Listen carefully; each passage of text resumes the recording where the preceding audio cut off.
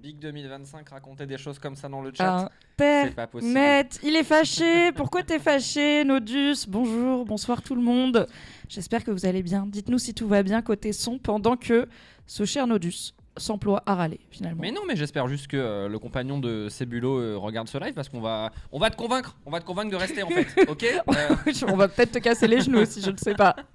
Oui, parce que Cébulo sur le chat nous dit: bonsoir, mon mec a envie d'arrêter la série. Je cite: j'ai l'impression que Vince se fait plaisir à montrer qu'il est futé et qu'il joue avec le jaune et le bleu. Après, allez, on tient bon. Je suis d'accord, Vince il se branle un peu, mais bon, pour en reparler.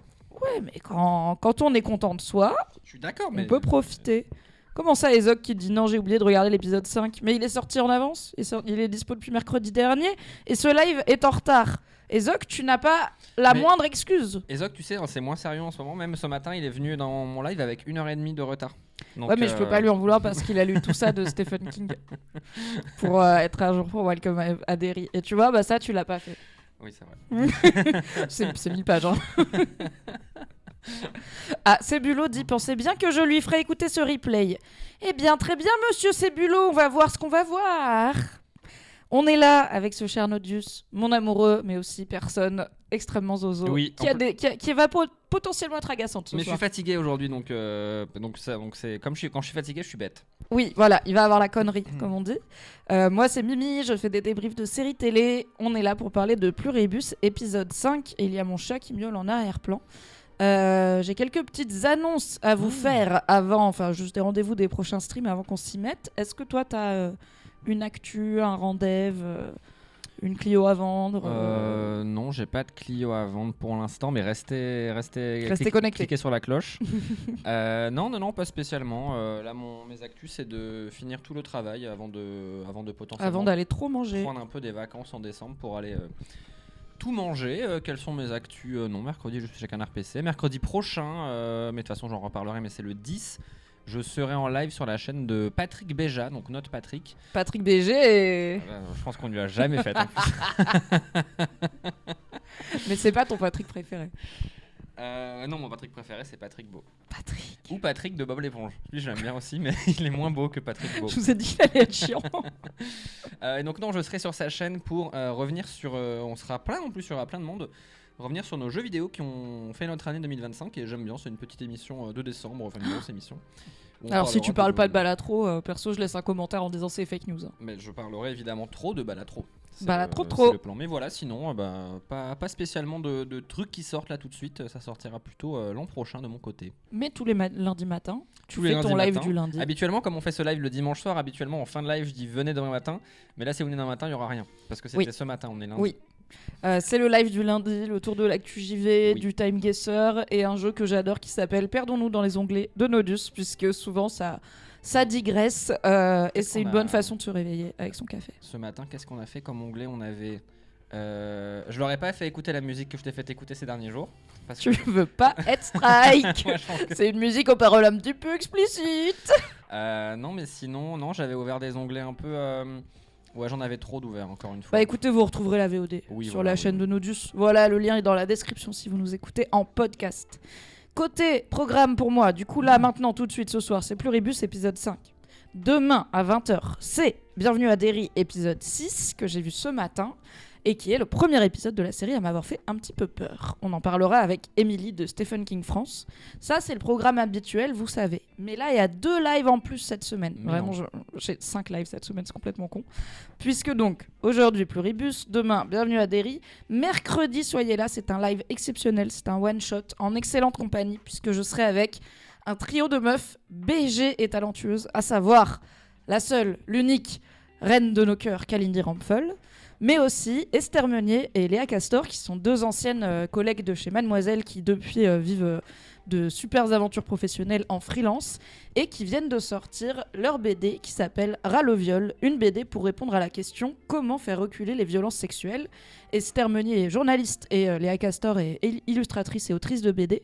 Elles sont toutes les 2 très engagées notamment pour les droits des femmes et la lutte contre les violences sexistes et sexuelles.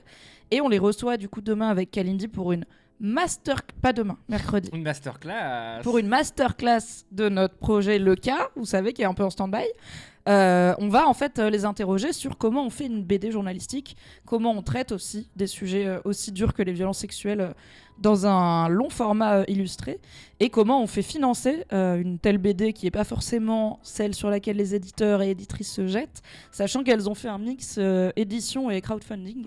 Donc ce sera intéressant pour voir un petit peu les différentes façons d'être publiées quand on n'a pas l'œuvre la plus facile à vendre, on va dire. Ça, c'est mercredi à 20h.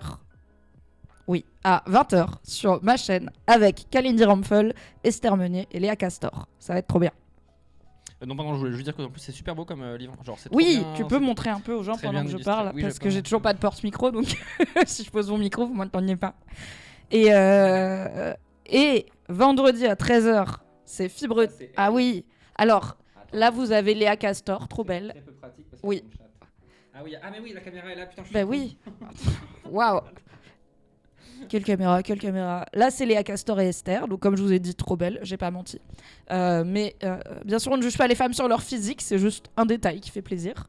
Et c'est une BD... Enfin, c'est une enquête illustrée. Donc, vous avez des dessins. Il y a des images à toutes les pages. Vous vous rendez compte ? Ne sois pas ce gars. Trop bien. Mais c'est trop beau. Sachant que...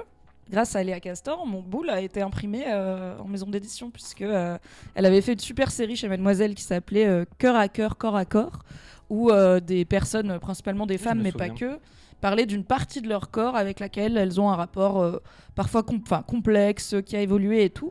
Et je lui avais parlé de mes fesses, voilà, et de mes seins aussi. Et l'idée, c'était que les personnes envoyaient en plus de leur texte des photos qui, bien sûr, n'étaient accessibles qu'à Léa, pour qu'elle dessine ces parties de leur corps. Et donc, j'ai mon boule imprimé sur la BD Corps à corps, cœur à cœur, qui est sortie depuis en version papier. Voilà, c'est pas tout le monde qui peut dire ça. J'avoue que tu montes un peu ton make-up. C'est fait déjà, t'inquiète pas, je suis proactif. Très bien. Donc ça, c'est mercredi. Vendredi 13h, il y a Fibre Tigre qui m'apprend, qui me mentor, qui me coach sur Slay the Spire, un jeu de mort très addictif.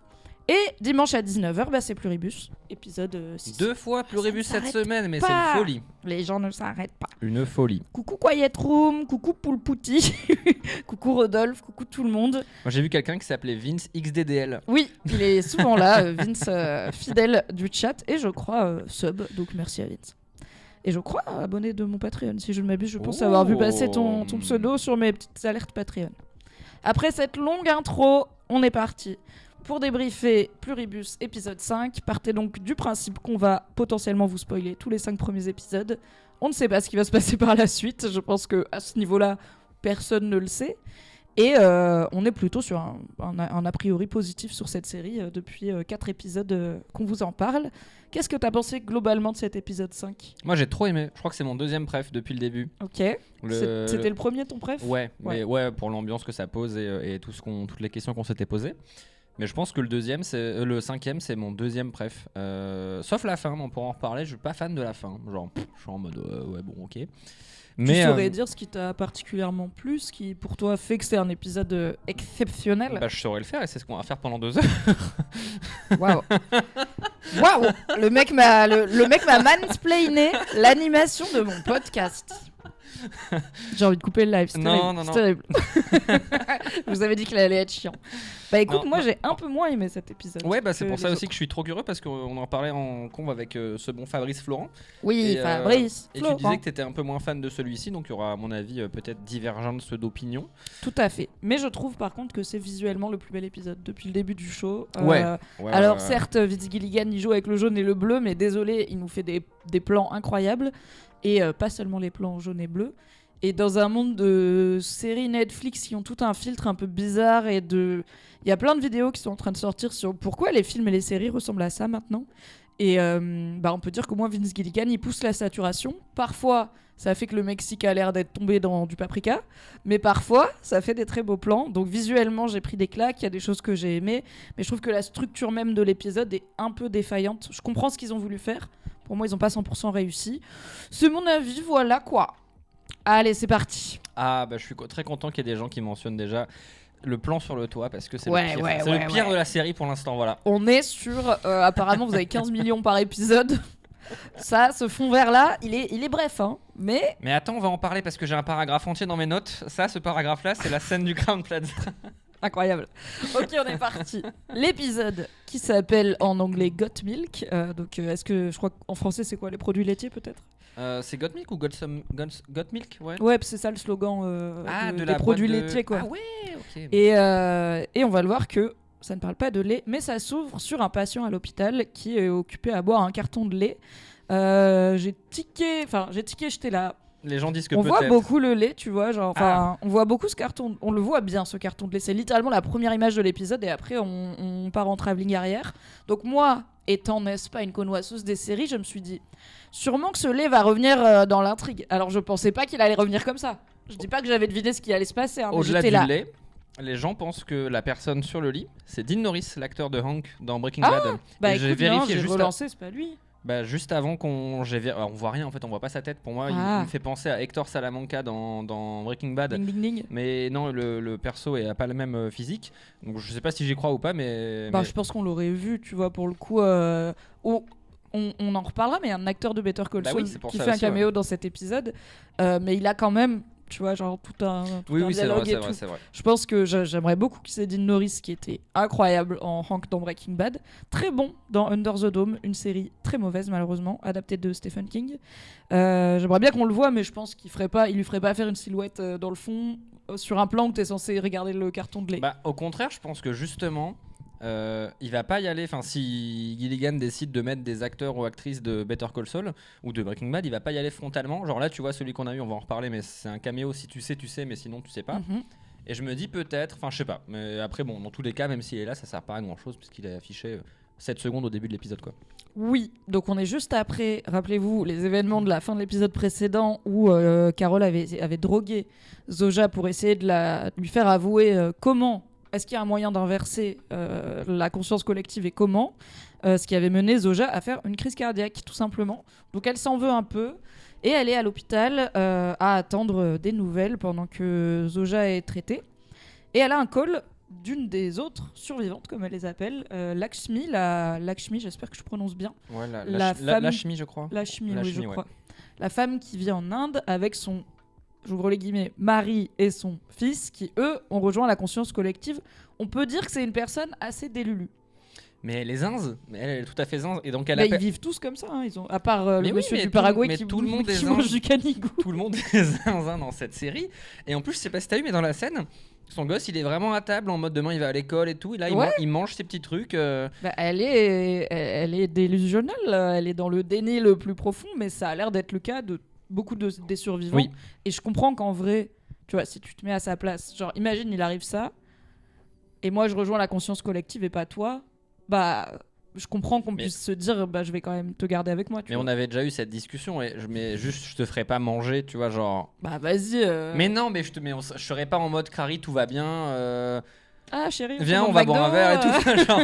Viens, on va boire un verre avec toute l'humanité. Non, on fait pas ça en fait. Ça voudrait dire que toute la conscience collective a vu ton sgag. Mais horrible perspective. Non, ça va, c'est sympa, j'aime bien. Mais non, mais... pour l'avoir vu, je dirais pas que c'est une horrible perspective. Et en plus, moi, ce qui me perturbe avec ça, c'est que je sais fondamentalement que même quand il singe la vraie vie, donc même quand son gosse là, il fait semblant de manger et tout, fondamentalement, il fait semblant. Il mange vraiment, il mange vraiment, c'est pas un robot, mais il s'en fout, enfin... Ouais, il s'en fout, il a pas de discussion avec sa daronne, et même quand il en a, en fait, c'est 8 milliards d'êtres humains qui ont une discussion avec sa daronne, et c'est pas... Enfin, ouais, mais... Après, rappelons que ça fait 8 jours. C'est pas comme si ça faisait 6 mois qu'elle vit avec son enfant robot. Merci beaucoup, Carrie Hunt, pour le Prime. Merci. Mais donc, elle engueule, encore une fois, Carole, en lui disant pourquoi t'as fait pleurer mon fils, puisque toute la conscience collective s'est mise à pleurer et à supplier Carole d'arrêter quand elle était en train de forcer Zoja à lui répondre. Donc, y compris tous les éléments de la conscience collective qui étaient très loin géographiquement. Ouais, tout le monde a bugué. Et donc, Lakshmi, elle est là. Vous arrêtez de faire pleurer mon fils, nani nana. Et Carole, elle est là. Ta gueule, nani nana. Et je suis là. Vraiment, personne n'est productif dans cette discussion. Elle lui dit ne t'approche plus de mon fils, machin, arrête de pleurer mon fils. Elle lui raccroche au nez. Oui. Et Carole décide d'ordonner à un des membres de la conscience collective de faire en sorte que Lakshmi ne puisse plus jamais l'appeler. Et ça, j'étais là. Girl, peut-être on peut doser les décisions quand vous êtes littéralement 12, mais ok. Un petit coup de chaud. Et le mec, déjà de base, il la regarde plutôt froidement, ce qui est pas d'habitude le cas de la conscience collective, qui au contraire est très viens avec nous, c'est un paradis. Donc elle est un peu en mode ok, chelou. Et là, elle va check Zoja, qui est surveillée par une infirmière. Tout à fait. Elle l'aide à ouvrir sa bouteille. Non. Non, ça c'était après la grenade. C'était l'épisode d'avant. Zoja, elle prend hyper cher. Mais à chaque épisode, Zoja, genre, il lui arrive un truc. J'espère qu'elle a une bonne mutuelle parce que clairement, c'est compliqué d'être Zoja. Bah, elle a les meilleurs docteurs, ça on le sait par contre. Et donc, non, elle va vérifier Zoja qui. C'est maintenant qu'elle est plus là ou c'est après ?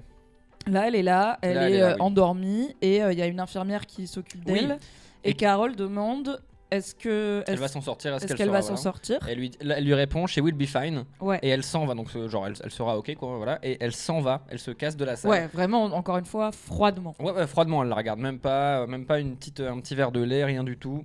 Vraiment, on n'est pas là pour s'amuser quoi. Et j'ai noté qu'elle dit She will be fine, donc elle va s'en sortir, alors que d'habitude la conscience collective elle parle en nous. Donc je sais pas si c'est parce que Carol c'est plus simple pour elle de comprendre ou mais tu vois même Zoja elle lui parlait jamais en jeu. T'es trop HPI. Bah je sais. Non mais en fait moi j'adore les pronoms. Donc dès qu'il y a des pronoms tu vois je suis là putain des pronoms j'aime trop et tout. Donc je note après c'est peut-être rien mais je l'ai écrit donc je le dis.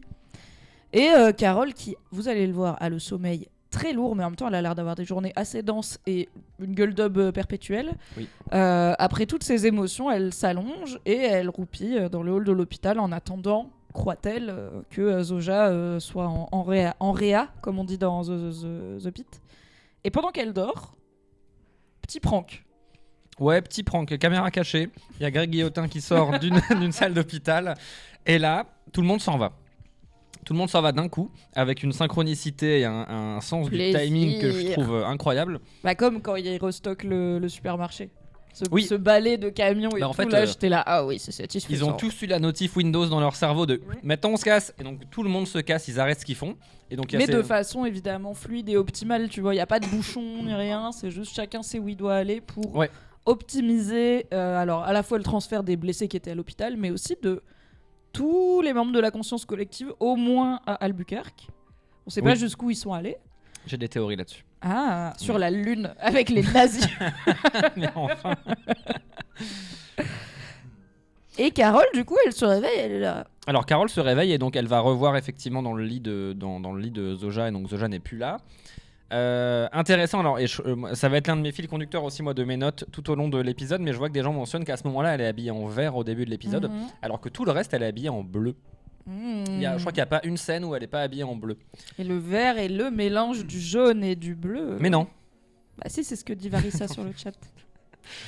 Mais non, mais tu lis pas tout le commentaire. Moi je lis tout le commentaire. Et donc elle vérifie, donc elle va voir dans le lit de Zoja n'est plus là, elle va dans l'hôpital, elle fait un peu quelques salles et tout, elle regarde et tout le monde semble s'être barré. Donc décision logique, elle va sur un toit. En vrai, j'ai joué à Assassin's Creed et à Zelda, tu te perches en hauteur pour reconnaître la zone, c'est logique. Elle va sur un toit qui n'est pas le toit de l'hôpital d'ailleurs. Non, elle cherche je crois que c'est un hôtel. C'est le Crown Plaza, tout qui est peut-être... peut-être c'est le plus haut hôtel d'Albuquerque. Dans je sais cette pas s'il y a zone-là, des gratte-ciel ou pas. J'ai vu un post Reddit d'une personne aujourd'hui qui partait en voiture de Albuquerque vers une autre destination et elle prenait exactement le trajet que les voitures prennent dans l'épisode et du coup elle a fait un post en mode Bye Carole, we have to get some vraiment space. Contaminé, hein. Parce que moi, je t'aurais dit ça il y a 2 ans sur une de mes séries, t'aurais dit d'accord Mimi, il faut aller dormir maintenant. Mais on est juste mon micro parce que je vais tousser 2 secondes. D'accord. Je t'ai contaminé un peu comme le virus extraterrestre. D'ailleurs, oui, j'ai pas noté, mais quand elle est à l'hôpital en train d'attendre, Carole, elle joue avec un truc anti-stress qui est en forme de virus. Oui. J'étais là, c'est rigolo. Ça ressemble à un plumbus dans Rick et Morty. Voilà, les vrais sauront. Les vrais quoi? Les vrais. Les vrais puants. Et donc, Carole va sur le toit. Est-ce que tu veux qu'on fasse le point fond vert maintenant il est nécessaire, on peut pas progresser si on n'a pas fait de point fond vert. C'est toi qui a écrit une nouvelle à ce sujet. Donc, Alors je peux écrire une nouvelle, j'ai écrit 5 lignes. Ce qui est quand même...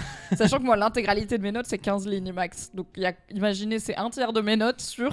Alors je crois que c'est l'épisode où j'ai le plus de notes quand même. Le fond vert. Mais bon, tout le monde l'a noté. Hein, tout le monde l'a noté et je crois que même en regardant, nous on s'est fait la remarque, le fond vert et l'ASDEC, bon c'est pas important, hein, on s'en fiche. Mais surtout moi je me suis dit en fait en voyant le plan large, donc c'est le moment où Carole s'aperçoit que toutes les voitures s'en vont. Dans un sens et dans l'autre, si je dis pas de bêtises. Oui. Donc les deux fils de voiture, les deux fils de la highway sont remplis de voitures qui quittent Albuquerque. Et je me suis dit, putain, ils ont quand même réussi à privatiser le toit du Crowne Plaza et à dire à tous les habitants d'Albuquerque de se barrer pour filmer un plan vide. Et en fait, non, on peut les faire en VFX, on peut virer les... Donc ça, c'est... c'est d'autant plus... Alors, je pense que le plan qui est super, qui dézoome, où on voit du coup Carole sur le toit en plan aérien, ça, c'est vrai. Mais le fait que l'environnement soit vide ou juste peuplé de ces voitures qui s'en vont, ça, c'est... Voilà. Ce qui est d'autant plus... Je pense que c'est ça aussi qui fait le paradoxe avec l'autre fond vert du toit, qui est vraiment chum. C'est que t'es là, ok, vous savez faire normalement. Mais encore une fois, c'est un plan, c'est un détail. C'est pas une série sur le ciel d'Albuquerque. Non, mais clairement, c'est un détail, c'est clairement pas important. Mais cette scène est cool, je trouve. J'ai bien aimé, perso, moi, voir toutes les voitures. Enfin, il y a un côté très impressionnant à voir des centaines de voitures se barrer, évidemment. Et la réaction de Carole, c'est vraiment typique Carole, quoi. Au début, elle dit, je crois que j'ai noté la phrase, Are you fucking kidding me? Fine, good riddance, fuck you. Voilà. Carole, immédiatement, casse-toi, c'est pas toi qui démissionne, c'est moi qui te vire. Oui, voilà, c'est vraiment, elle se fait plaquer, elle est en mode, c'est moi, je te plaque avant d'abord. J'ai pas besoin de vous de toute façon, hein, dit la personne qui, rappelons-le, est incapable de se débrouiller pour pour avoir de la nourriture sans mobiliser toute une équipe. Ok, Carole, nous verrons. Par contre, Ezok soulève un point intéressant dans le chat. C'est vrai qu'en fait, comme tout le monde sent... Bon, après, il n'y a personne sur les autoroutes, mais est-ce qu'il n'y a pas un moyen de transport plus optimisé que c'est les US, ils ont tout pas le monde de train. prend Oui, mais en fait, quand tu peux dépêcher un drone ou un hélicoptère pour ramener un tractopelle, tu peux ramener un truc... Je pense pas que pour vider une ville, même les Boeing et tout, c'est hyper long, tu vois. Comme tout le monde a une bagnole et quand même j'ai l'impression qu'ils veulent faire un peu vite avant qu'elle se réveille. Et puis il y a un effet drama, quoi. Et puis il y a le plan. Voilà, pourquoi? Pour le money shot, Ezok, c'est ça qu'on veut. Moi j'ai beaucoup aimé aussi ce côté 28 jours plus tard, scène d'intro là avec Londres vide. Et en plus j'étais là, oh waouh, j'avais pas envisagé ça. J'avais pas envisagé qu'ils puissent déjà avoir d'autres attitudes que Carole, c'est super d'être dans la conscience, viens avec nous. Et qui pouvait lui tenir rigueur et la punir, enfin en tout cas s'éloigner d'elle, parce que elle a failli tuer Zoja, et surtout parce qu'elle veut inverser le joining. Mais est-ce qu'ils lui tiennent vraiment rigueur, ou est-ce que juste ils ont fait les calculs de... On a deux choix, soit on reste et on lui file potentiellement une bombe nucléaire à la meuf alcoolique et zinzin, ou soit on s'en va. Enfin, je sais pas si c'est... Alors oui, je pense qu'il y a un côté... De toute façon, ils le disent aussi dans l'annonce téléphonique, ils disent nos sentiments envers toi n'ont pas changé. Mais ce que je trouve assez ironique et rigolo, c'est que ça fait 5 épisodes, enfin 4, que Carole, elle fait tout pour qu'on lui foute la paix et que juste il se casse. Et là, quand il se casse, il y a un truc très cynique un peu de maintenant t'es toute seule, tu fais moins la meuf, quoi. Bah oui, nul homme, nulle femme n'est une île. J'ai vu une analyse, je crois que c'est Joanna Robinson qui en parlait, mais qu'elle avait reçue par mail, qui n'était pas une Joanna Robinson exclusive, qui voit en fait dans Pluribus les dynamiques d'une relation toxique, mais genre dans les deux sens, c'est-à-dire parfois Carole est la personne toxique, avec notamment Zoja et tout, avec ses réactions hyper violentes et hyper négatives. Parfois c'est la conscience collective via Zoja qui lui dit grave des trucs de, tu vois... rejoins-nous, sois comme nous, enfin qui la manipule pour les rejoindre. Et là du coup c'est un peu dans une relation toxique, tu vas trop loin, l'autre se part et tu te dis est-ce que Carole, en fait j'ai le seum. Est-ce que Carole, tu penses, genre elle va les appeler en mode t'inquiète j'ai changé, elle va les call-outer. T'inquiète j'ai changé, reviens. T'inquiète bébé. Je pense en tout cas Zoja, elle va lui manquer. Alors il y avait également quelqu'un dans ton chat qui émettait l'hypothèse et qui est partagée par pas mal de personnes en ligne. Est-ce que Zoja est encore dans la conscience collective? Et en fait on le saura assez vite, parce que je pense que si Zoja disparaît dans les épisodes qui arrivent, si c'est plus son assistante personnelle, si Clippy n'est plus Zoja, quoi. Parce qu'elle a littéralement fait un arrêt cardiaque, donc on peut être sur une Jon Snow rule, mais du coup ils peuvent la cacher. On considère qu'elle est morte. Mais du coup ils peuvent la cacher en mode elle est plus dans la conscience, mais on va la garder pour absolument pas que Carole voit que ça a marché, parce que sinon elle saura comment faire. Oui. Après, s'il faut faire un arrêt cardiaque et réanimer tous les humains, ça va être long, mais c'est un beau projet. Je sais pas si je sais pas ce qui se passe si Zoja elle s'active. Il y a plein d'angles possibles parce qu'on sait pas qui c'est en fait dans la vie. Oui. Parce qu'on n'a aucune idée, même tu vois, de comment elle réagirait à la place de Carole, donc si elle se réveille et qu'elle est plus connectée. J'ai vu des gens dire, imagine, elle se réveille, elle est déconnectée et en fait elle est trop triste parce qu'effectivement c'était mieux dans la conscience collective, ce qui pourrait être hyper intéressant. Donc voilà, il y a plein de pistes, mais j'avoue que j'aime bien l'idée de Zoja en tant que juste avatar de la conscience collective. Ouais, moi aussi. Après, je pense que oui, il va y avoir à un moment ce truc de Carole va se rendre compte que si elle atteint son but, la personne qu'elle pense connaître, qu'elle projette peut-être sur Zoja, va disparaître. Elle peut pas avoir les deux. Donc, et il y a toujours cette question de est-ce que la vraie personne est encore là quelque part ou est-ce que est-ce qu'elle est anéantie dissous, comme d'autres choses vont être dissoutes. Et je pense que Carole c'est un peu, je dirais pas lié d'amitié parce que ça va, elles vont pas aller au bowling ensemble, tu vois, mais il y a une sorte d'affect de Carole envers Zoja, je pense, que même elle s'attendait pas à avoir. Bah c'est pour ça qu'ils ont pris littéralement son fantasme incarné, tu vois, ils sont pas cons. Ouais, mais je pense qu'ils auraient pris n'importe quel gars ou meuf. Il y a juste un truc de, elle se rend compte au fil du temps qu'elle l'a fait tellement souffrir et elle est tellement chiante. Rappelons, 8 jours. Ouais, 8 jours. Et tu vois, je voyais pas Carole à l'épisode 2 demander à quelqu'un du Hive, genre est-ce qu'il va s'en sortir, est-ce qu'il va bien, elle s'en fout. Fondamentalement, elle s'en fout. Bah c'est ça le paradoxe, c'est qu'elle commence à humaniser Zoja et que ça va poser un problème moral, en tout cas pour Carole en tant qu'elle-même, au moment de est-ce que je sauve l'humanité, est-ce que je sauve la personne que j'aime, est-ce que c'est pas un peu une thématique explorée dans une certaine série de zombies à succès diffusée récemment aussi, voilà. Il y a Mad King qui dit coucou, est-ce qu'ils sont pas gentils avec elle pour qu'au moment de l'absorber ça crée pas de dissonance bizarre? J'ai pas le son, je suis en train de regarder l'épisode, je veux pas me spoiler. Ah oui. Bah, du coup on te répond pour dans le futur. Je pense vraiment qu'ils sont pas gentils parce que ils découvrent une émotion négative, tu vois. Je pense qu'ils sont un peu indignés de girl, vraiment là t'es en train de faire le seul truc qu'on te demande de pas faire. Et je pense que ça bug dans leur cerveau, tu vois. Parce qu'il y a ce truc, ils comprennent pas vraiment les humains, tu vois. Je pense que c'est... En fait, c'est à mon avis ça, mais ça me paraît trop simple. Et après, depuis le début de la série, il n'y a pas je dirais, de retournement ou de twist. Enfin, généralement, quand un truc ressemble à quelque chose, c'est que c'est ça. Oui. Donc, je pense Sauf le lait. Sauf les boîtes de lait qui n'en sont pas. Mais moi, je me pose la question de pourquoi ils ont fait apparaître Lashmi. Et est-ce que c'est pas Lashmi qui a... Après, c'est en termes de temps, il se passe pas beaucoup d'heures entre l'appel de Lashmi et le fait qu'il s'en aille. Mais est-ce que c'est pas potentiellement Lashmi qui, genre, a fait un pressing auprès des gens de la... Je sais pas. Mais en fait, tu vois, elle sert à rien cette scène, pour l'instant. La scène de Lashmi au téléphone qui dit casse-toi de mon gosse. Oui, je suis d'accord. Je pense que c'est à la fois pour nous rappeler qu'il y a d'autres survivants parce que Carole va essayer de les contacter dans le même épisode. Et j'ai vu pas mal de gens théoriser que Lashmi va avoir un genre de retournement et devenir une alliée pour Carole quand elle sera notamment peut-être sortie de sa délulu concernant son fils. Et que, en tout cas, voilà, on l'a trop vue pour que ce soit juste une meuf qui, tous les 3 épisodes, dit à Carole arrête, t'es nulle, parce que c'est pas très intéressant. Donc mais je vois pas non plus encore à quoi sert cette scène, mais je parie qu'elle servira à quelque chose. Mais en tout cas, vraisemblablement, oui, ça ressemble dans tous les cas plus à soit de la peur, soit effectivement, comme les gens le disent, de l'instinct de survie ou un truc de on n'est pas en colère, on est déçu, quoi. Il lui montre que. Mais en fait, c'est ça que j'arrive pas à comprendre, c'est pourquoi il y a ça, pourquoi il y a de l'émotion dans le Hive Mind, tu vois. Et je me dis que peut-être... Est-ce qu'il y a de l'émotion ? Ah oui, parce que... en fait, tu peux aussi voir ça comme un réflexe de protection. Elle est en train d'essayer de nous détruire. On a vu qu'elle est prête à aller très loin pour ça. On va pas la tuer, on va pas s'en prendre à elle, on va juste s'éloigner d'elle, tu vois. Si tu pars du principe que la conscience n'est que impératif biologique, tu vois. Bah, si t'as un seul prédateur, tu te casses.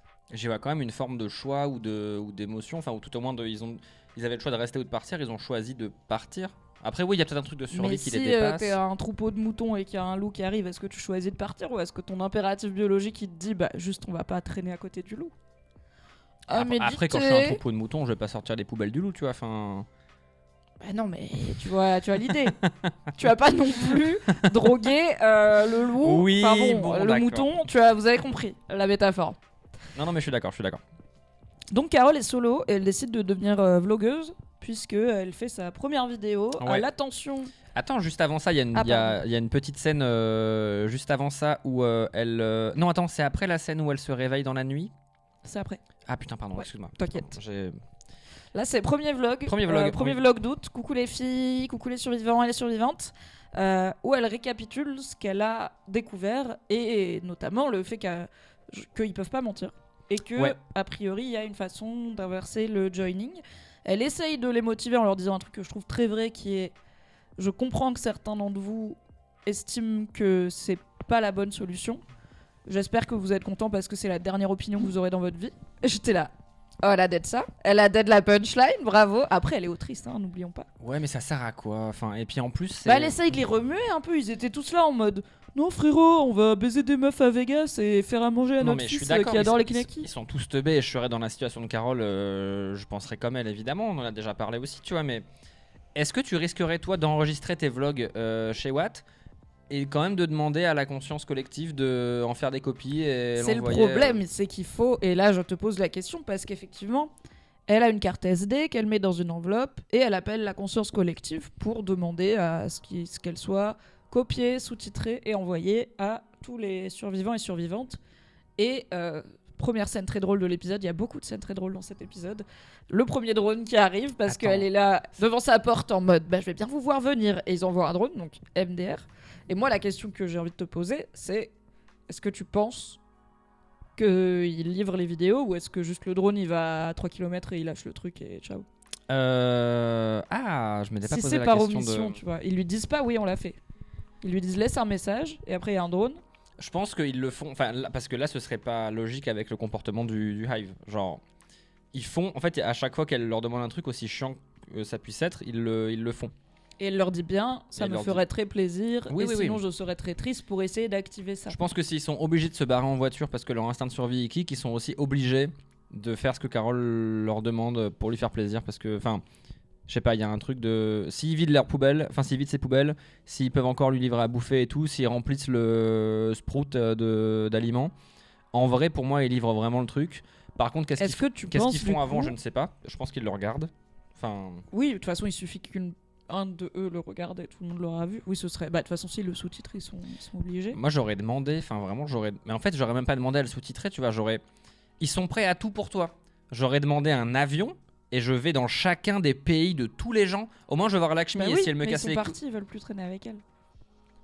Et du coup, c'est mon autre question. Est-ce que tu penses du coup que si elle laissait un message qui dit bah en fait revenez, ça me fait chier d'être toute seule, est-ce qu'ils reviendraient? Je pense pas. Donc ils sont pas obligés d'obéir à Carole.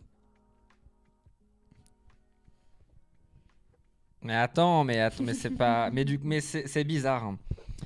C'est bizarre. Oui, et après on peut aller plus loin. Lollipopix demande et si jamais l'enveloppe elle tombe comme la poubelle, est-ce qu'il y a rien qui dit qu'ils viennent la rechercher? Donc c'est vrai, ils peuvent dire c'est pas nous, c'est le vent et comme ça tu vois trouver un bug dans leur matrice.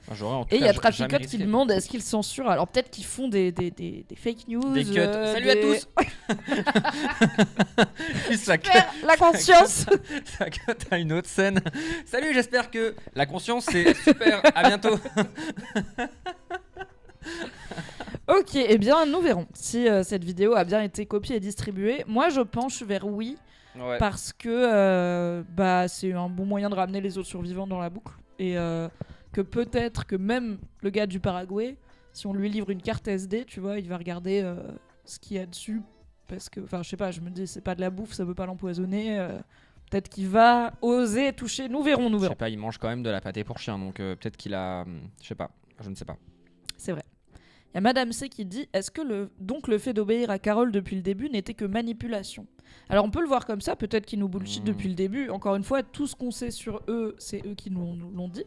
Et comme a dit Carole, si je demande à un dealer de me vanter sa propre héroïne, je pense que oui, il va me dire que c'est super. Donc vous n'êtes pas une source très fiable. Mais moi je pense que c'est plutôt qu'ils apprennent. Visiblement, en fait, ils ont certes intégré tous les souvenirs de tous les humains et toutes les connaissances, un peu comme Léa. Mais ils comprennent pas les émotions, un peu comme Léa. Et du coup, ils apprennent, un peu comme Léa. Et ils se développent pour avoir des émotions de plus en plus variées, nuancées, en partant de ce genre de pages blanches qu'ils étaient. Quoi. Mais moi, ils sont pas censés en avoir. Donc c'est moi, je vois pas. C'est pas qu'ils sont pas censés en avoir. Depuis le début, ils en ont pas. Et ça fait 8 jours.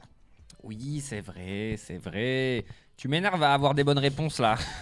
Et aussi, on sait pas, tu vois, d'où vient ce virus et tout. Enfin, Peut-être ils sont jamais tombés sur une espèce aussi complexe que les humains, quoi. Peut-être que les autres aliens, c'est un peu humanocentré de dire ça en mode. Peut-être qu'ils ont que des civilisations bêtes. Et nous, on a des émotions. Et après, ils arrivent chez nous, ils sont là. Eux, ils sont compliqués avec leurs petits sentiments. Alors que bon, eux, ils ont réussi à coder du morse interstellaire pour nous contaminer depuis l'espace. Dans 3 minutes, t'as un gars dans le chat qui regarde depuis la planète Zurglux et qui va te dire ah bah bravo les humains. Bravo les humains, vous êtes dans la discrimination, quoi. Vous êtes le centre du monde, quoi. Oui, Poulpouti dit ils sont quand même censés avoir tout le savoir des plus grands experts en psychologie et pourtant ils comprennent pas le comportement de Carole et lui filent une grenade. Je suis d'accord, et ils sont censés aussi avoir toute la connaissance de Hélène, qui elle est peut-être la seule personne qui connaissait Carole intimement et qui devrait du coup savoir entre guillemets comment la prendre. Et du coup c'est pas logique qu'ils sachent pas vraiment, mais c'est les questions philosophiques que pose cette série, quoi. Mais en fait, ouais, je suis d'accord. Et pour moi, il y a une forme de dissonance, mais c'est ce que la série veut mettre en place aussi. Hein. Mais il y a clairement une forme de dissonance avec comment la hive, enfin la conscience collective, et je l'appelle la hive parce que c'est moins chiant à dire que conscience collective, hein, désolé. La ruche. La ruche. Oui, mais ça me fait penser à les abeilles et j'aime pas les abeilles. Si, les abeilles, on les aime, c'est les guêpes, les connasses. Ah oui, c'est vrai. Bon, ok. Les abeilles, elles sont poilues là. Donc la ruche. Non mais attends, j'étais sûr. Oui, il y a une dissonance entre la façon dont elle agit depuis le début et la façon dont elle agit maintenant. Et ouais, enfin, pourquoi elle se barre alors qu'elle n'est pas censée avoir d'émotions, et pourquoi, enfin, je sais pas, j'arrive plus trop à calculer ce qu'ils font et ce qu'ils vont faire. Et donc c'est pour ça que pour moi ils sont capables aussi, ils sont très bien capables de modifier la vidéo ou de ne pas la livrer ou voilà. Ils sont parce qu'en plus ils pourraient se dire si on la livre par exemple à Lakshmi, ça va la contrarier et on veut pas la contrarier. Ouais, donc, c'est ça. Enfin, je pense qu'on peut trouver plein de loopholes, mais moi j'aime bien l'idée, comme c'est quand même un virus un peu extraterrestre, j'aime bien l'idée d'une espèce alien qui est justement alien et qu'on comprendra jamais vraiment, tu vois. Justement, je pense qu'on n'aura pas la réponse à toutes ces questions, genre comment ils marchent, c'est quoi comment marchent leurs émotions, est-ce qu'ils apprennent, est-ce qu'ils fake et tout. Je suis pas sûr qu'on saura définitivement, et je suis là, c'est des extraterrestres, c'est normal qu'on comprenne pas comment ils fonctionnent, quoi. C'est littéralement pour moi, c'est pas une espèce, c'est encore une fois, c'est un virus. Ouais, mais tu vois, même les virus, on comprend pas trop comment ça marche. Ça a modifié le génome c'est un signal qui a modifié de ce que, encore une fois, c'est le vaccin. De ce que David Tafler nous a dit à la télévision. C'est un signal qui modifie la façon dont le génome humain il fonctionne, mais c'est toujours des humains. Oui. Pas sur le plan psychologique et tout, tu vois, mais c'est juste ça a modifié leur câblage, quoi. Pour moi, je vois pas ça comme en mode Independence Day des aliens, quoi. Enfin, je sais pas, je trouve ça intéressant, mais je vois ça ni comme un virus, ni comme. Je pense pas qu'on ira plus loin que le fait que ça vient de l'espace sur le côté extraterrestre, mais c'est juste, c'est peut-être des êtres, un être, je ne sais pas, un virus, un truc qui est fondamentalement qu'on pourra pas comprendre à 100% parce que c'est des humains qui écrivent et c'est des humains qui regardent, et du coup moi j'aime bien le fait qu'il y ait des zones d'ombre. Et j'espère que la série en vrai va pas clarifier ça, parce que je trouve que ça participe aussi aux théories et au fait que les gens discutent et à plein de choses. Et j'espère que veut faire 4 saisons, le Vincent, donc là-dessus on est un peu plus. Je suis un peu dubitatif sur les 4 saisons. Réussi la première. Mon petit Vincent. Transforme l'essai et on en reparle. Après, par contre, ça cartonne. Donc là, on est ravis. On est vraiment 2 personnes en survêt dans notre salon en train de juger sa série. Oui, c'est mon travail, Valentin. Vincent, les 4 saisons, bon, là quand même, chop chop. Hein. Donc, le drone s'en va avec l'enveloppe qui, elle, n'est pas trop lourde pour ce petit drone. Et il y a une scène que j'ai trouvée très touchante, qui est la première fois où Carole retourne dormir dans le lit conjugal depuis la mort d'Hélène. Et on voit qu'elle l'aborde vraiment, genre... elle tourne un peu autour, elle le regarde, enfin un peu, tu vois, comme un truc qui pourrait lui faire du mal, et elle a peur d'y aller, et en même temps, encore une fois, je trouve que le deuil de Carole pour Hélène est peu montré, mais quand il est montré, c'est des scènes que je trouve hyper fortes, que ça soit par rapport au deuil, je trouve ça très bien. Quand elle pleurait parce qu'elle s'était autodroguée et que du coup ça levait les barrières, ou plusieurs scènes de cet épisode qui reviennent sur le fait que la seule personne au monde que Carole aimait et qui aimait Carole pour qui elle est, et qui aussi, je pense, d'une certaine façon, la protéger du monde et l'aider à naviguer dans ce monde qui est pas simple pour Carole, elle est morte il y a une semaine, quoi. Donc voilà, ça m'a brisé le cœur, c'était très triste. Et c'est là que Carole est réveillée dans la nuit. Elle est réveillée dans la nuit avec son masque de nuit bleu, ce qu'elle lève est sous le masque de nuit. Je sais pas si t'as vu le livre qu'elle lisait à son chevet. C'est du côté de Hélène. ce livre. Ah, mais du coup, la question, est-ce que c'est Hélène qui le lisait ou est-ce que pense, ouais, c'est Ah bah comme elle a pu dormir là, oui, c'est vrai. Oui. Et donc du coup, le livre c'est And Then There Were None de Agatha Christie. J'ai pas vu de rapport particulier, mais voilà, je relevais le livre parce que j'étais là. Ah mais mais c'est les gens qui disparaissent. Bah oui. Ah mais oui. C'est Les 10 petits soldats en français, je crois, le nouveau titre. Bah Agatha Christie, c'est quand même un classique. C'est le livre qui avait le nom cancel avant. C'est le livre qui avait le nom problématique, voilà. Et ça se passe sur une île où une dizaine ou une douzaine de personnes sont toutes invitées par une mystérieuse personne qui finalement n'est pas là pour les recevoir. Et chaque personne ne se connaît pas mais connaît l'autre. Et ils vont mourir petit à petit et du coup tomber aussi dans une paranoïa de qui c'est qui est là. On va découvrir bien sûr qu'ils ont chacun des secrets qu'ils cachent et tout. Et le livre est rythmé par une comptine sur 10 petits soldats. Il y en a un qui se noie et ensuite il n'était que 9. Et bah là tu vas avoir un perso qui va mourir noyé, tu vois. Donc ça suit la comptine aussi qui leur annonce, qui est placardée dans toute leur chambre et qui leur annonce ce qui va se passer, spoiler. Donc oui, je pense que c'est absolument pas anodin que Ils étaient 10, merci beaucoup Ezoc, qui est le nouveau titre français, soit autant mis en avant. Ouais, non mais grave. Dans une série où ils sont 12 et où peut-être qu'il n'en restera aucun. Intéressant. Ça pose encore plus de... Mais donc néanmoins, elle est réveillée. Elle est pas réveillée par... je sais pas, je cherchais une vanne, mais j'ai pas de vanne. Elle est réveillée par un truc moins fun. Oui. Des loups. Des fucking loups. Qui sont en train de d'abord fouiller sa poubelle. Poubelle qui n'est pas encore vidée, puisque la poubelle va être un autre arc scénaristique de cet épisode. Mais la poubelle n'est pas encore vidée. Et donc des loups sont en train de fouiller dans son bac de recyclable. Et donc là, Carole, elle tente de les... Non, d'abord, elle a un réflexe, je crois, genre, elle fait oh fuck, et elle va s'enfermer en mode qu'est-ce que je fais de golf, parce que c'est quand même 3 loups, des loups de bonne taille. Et en plus, ils commencent à grogner. Il y en a un qui la regarde et qui commence à grogner. Oui. Et je contrarierais pas un loup qui veut manger mes restes de... Et tu peux les manger. Tu sais quoi, tu peux manger mes trucs. Oui, au début, j'étais là. Pourquoi c'est des loups, genre, c'est plutôt des coyotes et tout qu'il y a dans ce coin. Mais après, je me suis rappelé qu'ils ont ouvert tous les os, c'est con. Donc en fait, oui, si tu t'en occupes pas, et surtout que là, il n'y a plus de présence humaine pour les faire fuir, à part Carole, qui est toute seule avec son club de golf, et ils ont éteint, et aussi en partant, ils ont éteint toutes les lumières. Ouais. Ce qui aussi fait le bien des animaux sauvages. Donc d'ailleurs, c'est là que Carole, elle les rappelle, et elle dit pas, il y a des loups, elle dit rallumer les lumières, toutes les lumières. Et d'ailleurs... Et on a le money shot là aussi. Oui, le money shot de Albuquerque qui se rallume. Avec, moi j'aime trop. Oui, j'aime trop. D'ailleurs, je ne sais pas si vous avez remarqué. Le saviez-vous ? Le saviez-vous ? Il y aura beaucoup de le saviez-vous dans mes notes. Les animaux qu'on voit jusque-là dans la série, on en a vu principalement 2 espèces. On a vu des loups et on a vu des vaches, qui sont des animaux et des corbeaux dans cet épisode. Ah mais oui, c'est vrai qu'après... Ah, mais... Pardon, est-ce que je t'ai niqué ta théorie ? Non, mais ma théorie c'était qu'en gros on voit... non, mais peut-être que ça la nique, mais peut-être que vous pourrez m'apprendre des choses sur les corbeaux. Ma théorie c'était on voit des animaux qui sont habitués à vivre en troupeau ou en communauté. Bah oui, les corbeaux vivent en groupe, bien sûr. Voilà, ma théorie est valable. Ça s'appelle a murder of crows. Parce qu'en anglais, ils ont plein de noms rigolos pour comment ça s'appelle un groupe de tel animal. Genre, on dit un parlement de hibou en anglais. Et ils disent a murder of crows. Attends, on dit un parlement de hibou ? Ouais.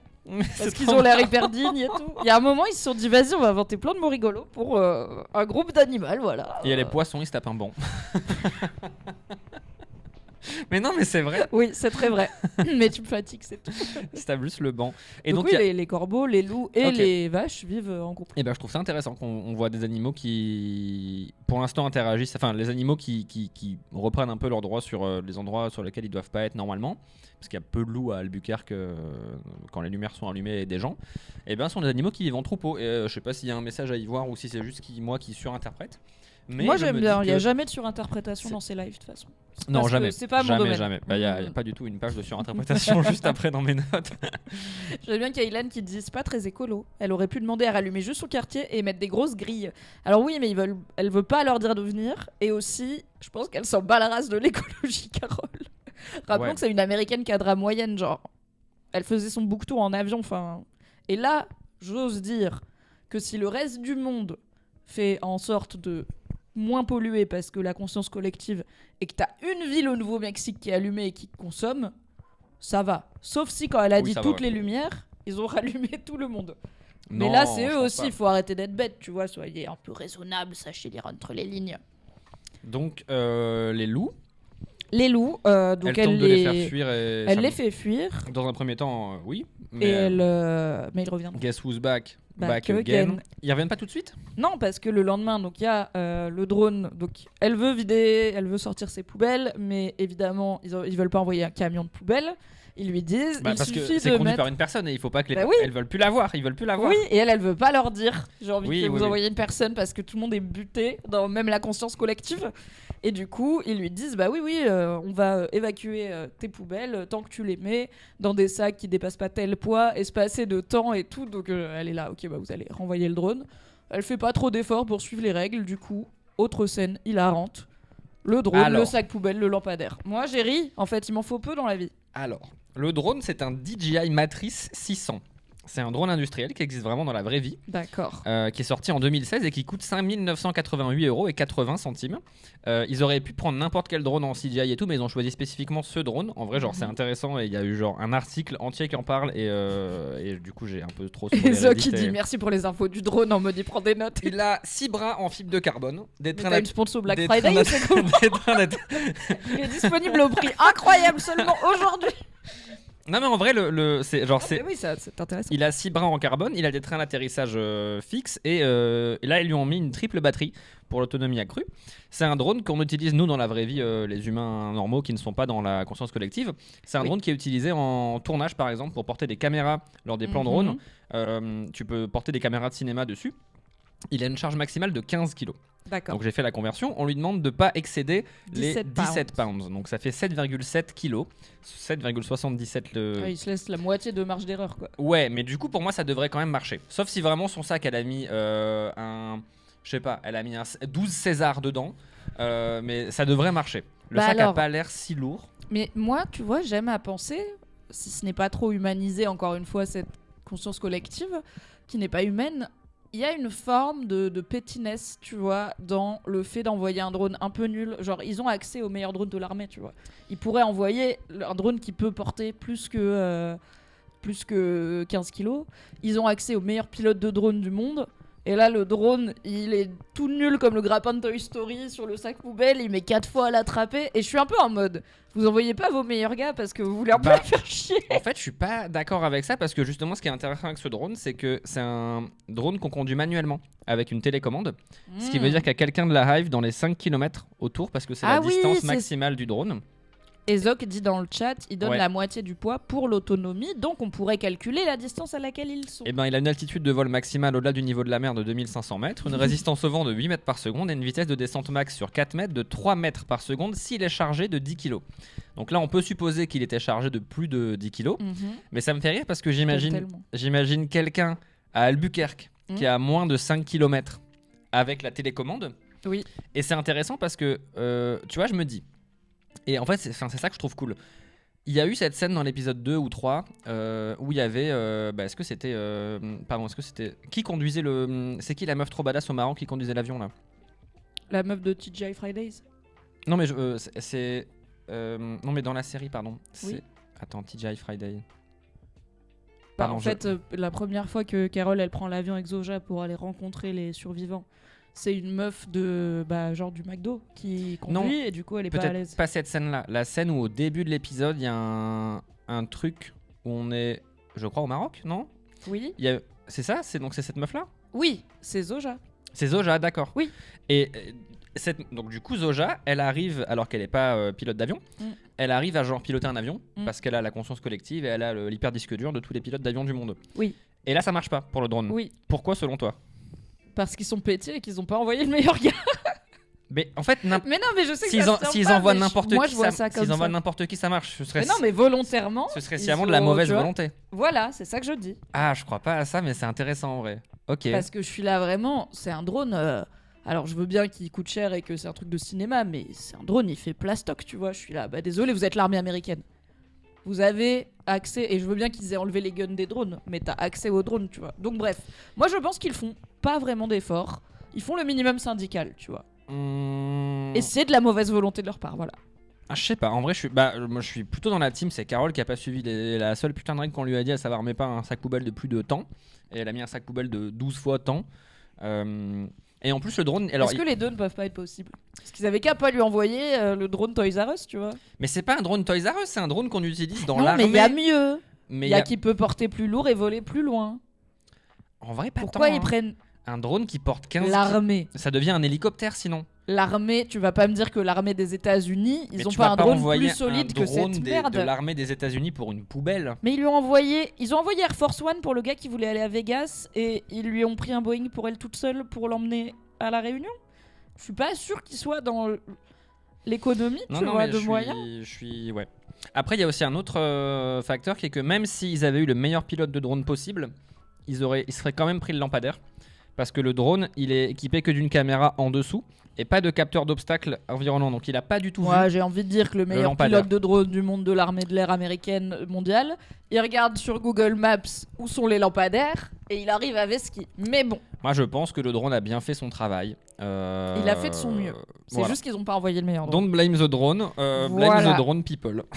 Mais Carole, refusant toujours d'appeler un humain à la rescousse, décide d'aller vider ses poubelles du coup dans des poubelles municipales en se disant que comme ça ils pourront envoyer un gars venir les chercher. Et même elle fait le tri entre le recyclable et le pas recyclable.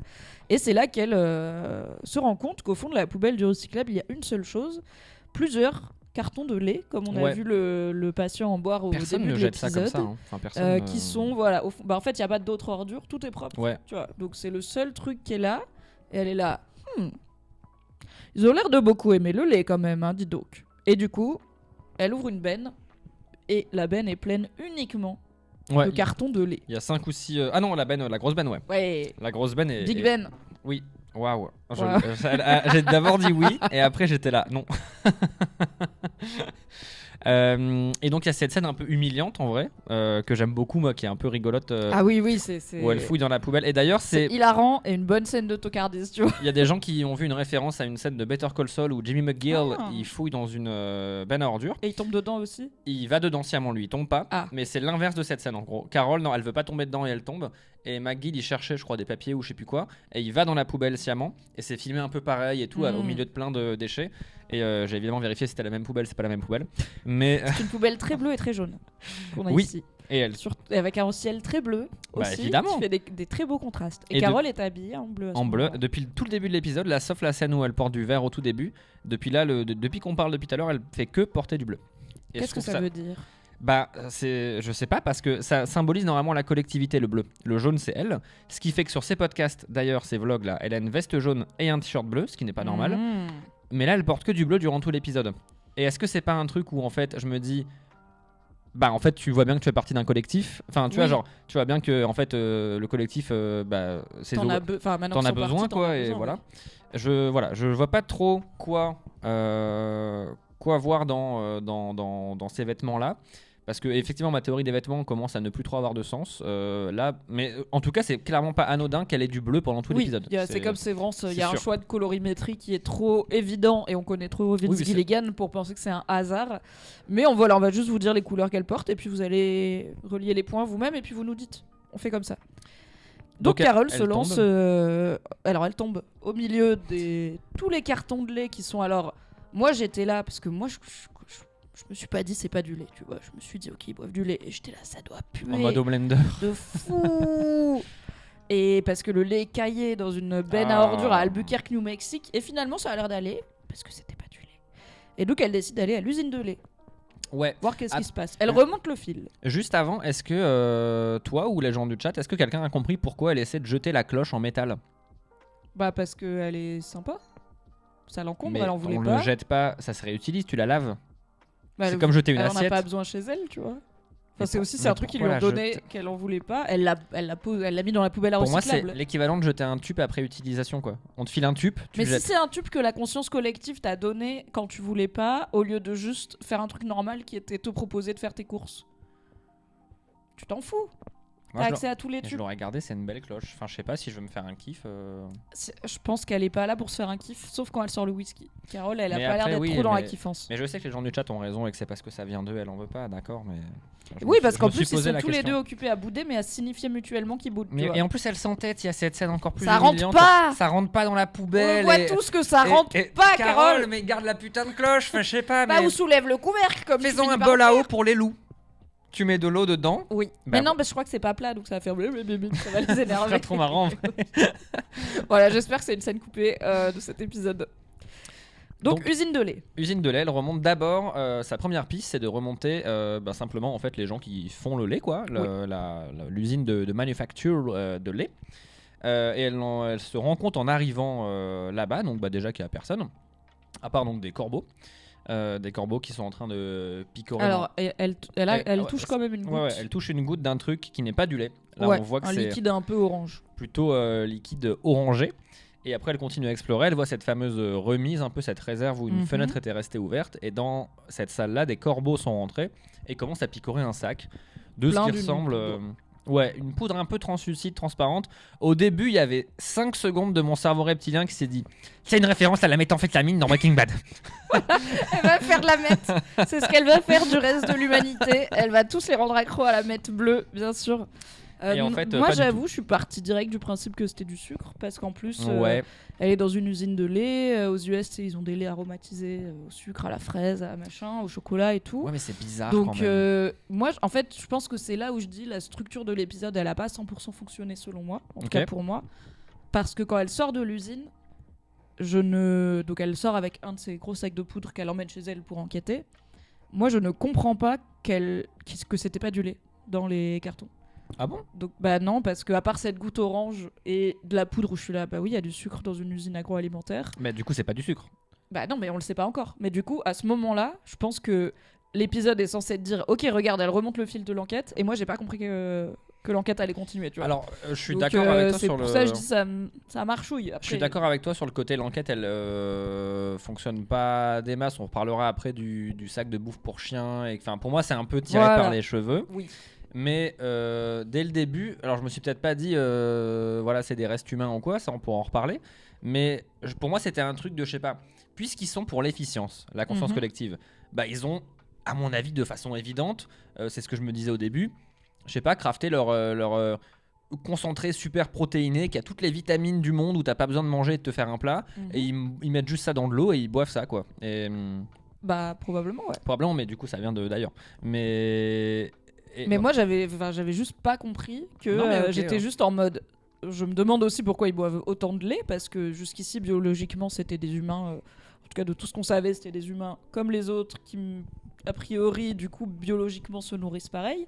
Mais voilà, quand elle arrive chez elle et qu'elle fait sa vidéo, son vlog numéro 2, au début, parce qu'on la voit prendre des trucs dans son jacuzzi, des tests de pH. Elle montre le liquide. Oui, le liquide qui a la même couleur que ce que Valentin m'a présenté comme le verre de pipi pour le live. C'est du jus de pomme. Voilà, car c'est une très grande personne. Donc, vidéo numéro 2, Carole continue. Arrêtez de la traiter de Karen, je pense pas que c'est une Karen.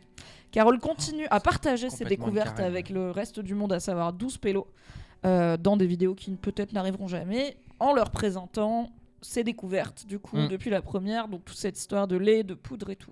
Qu'est-ce qu'elle nous révèle ? Qu'est-ce qu'elle a testé dans sa grande puissance scientifique ? Apparemment, sa piscine est équipée d'un testeur de pH neutre. Il faut.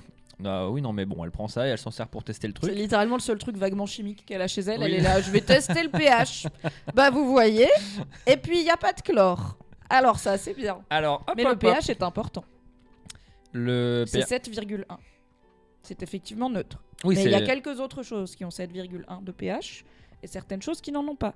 Par exemple, un steak de bœuf n'est pas à 7,1 de pH, mais apparemment, le cerveau humain est à 7,1 de pH. Ah, voilà. J'aime trop parce qu'il y avait ça aussi dans Breaking Bad.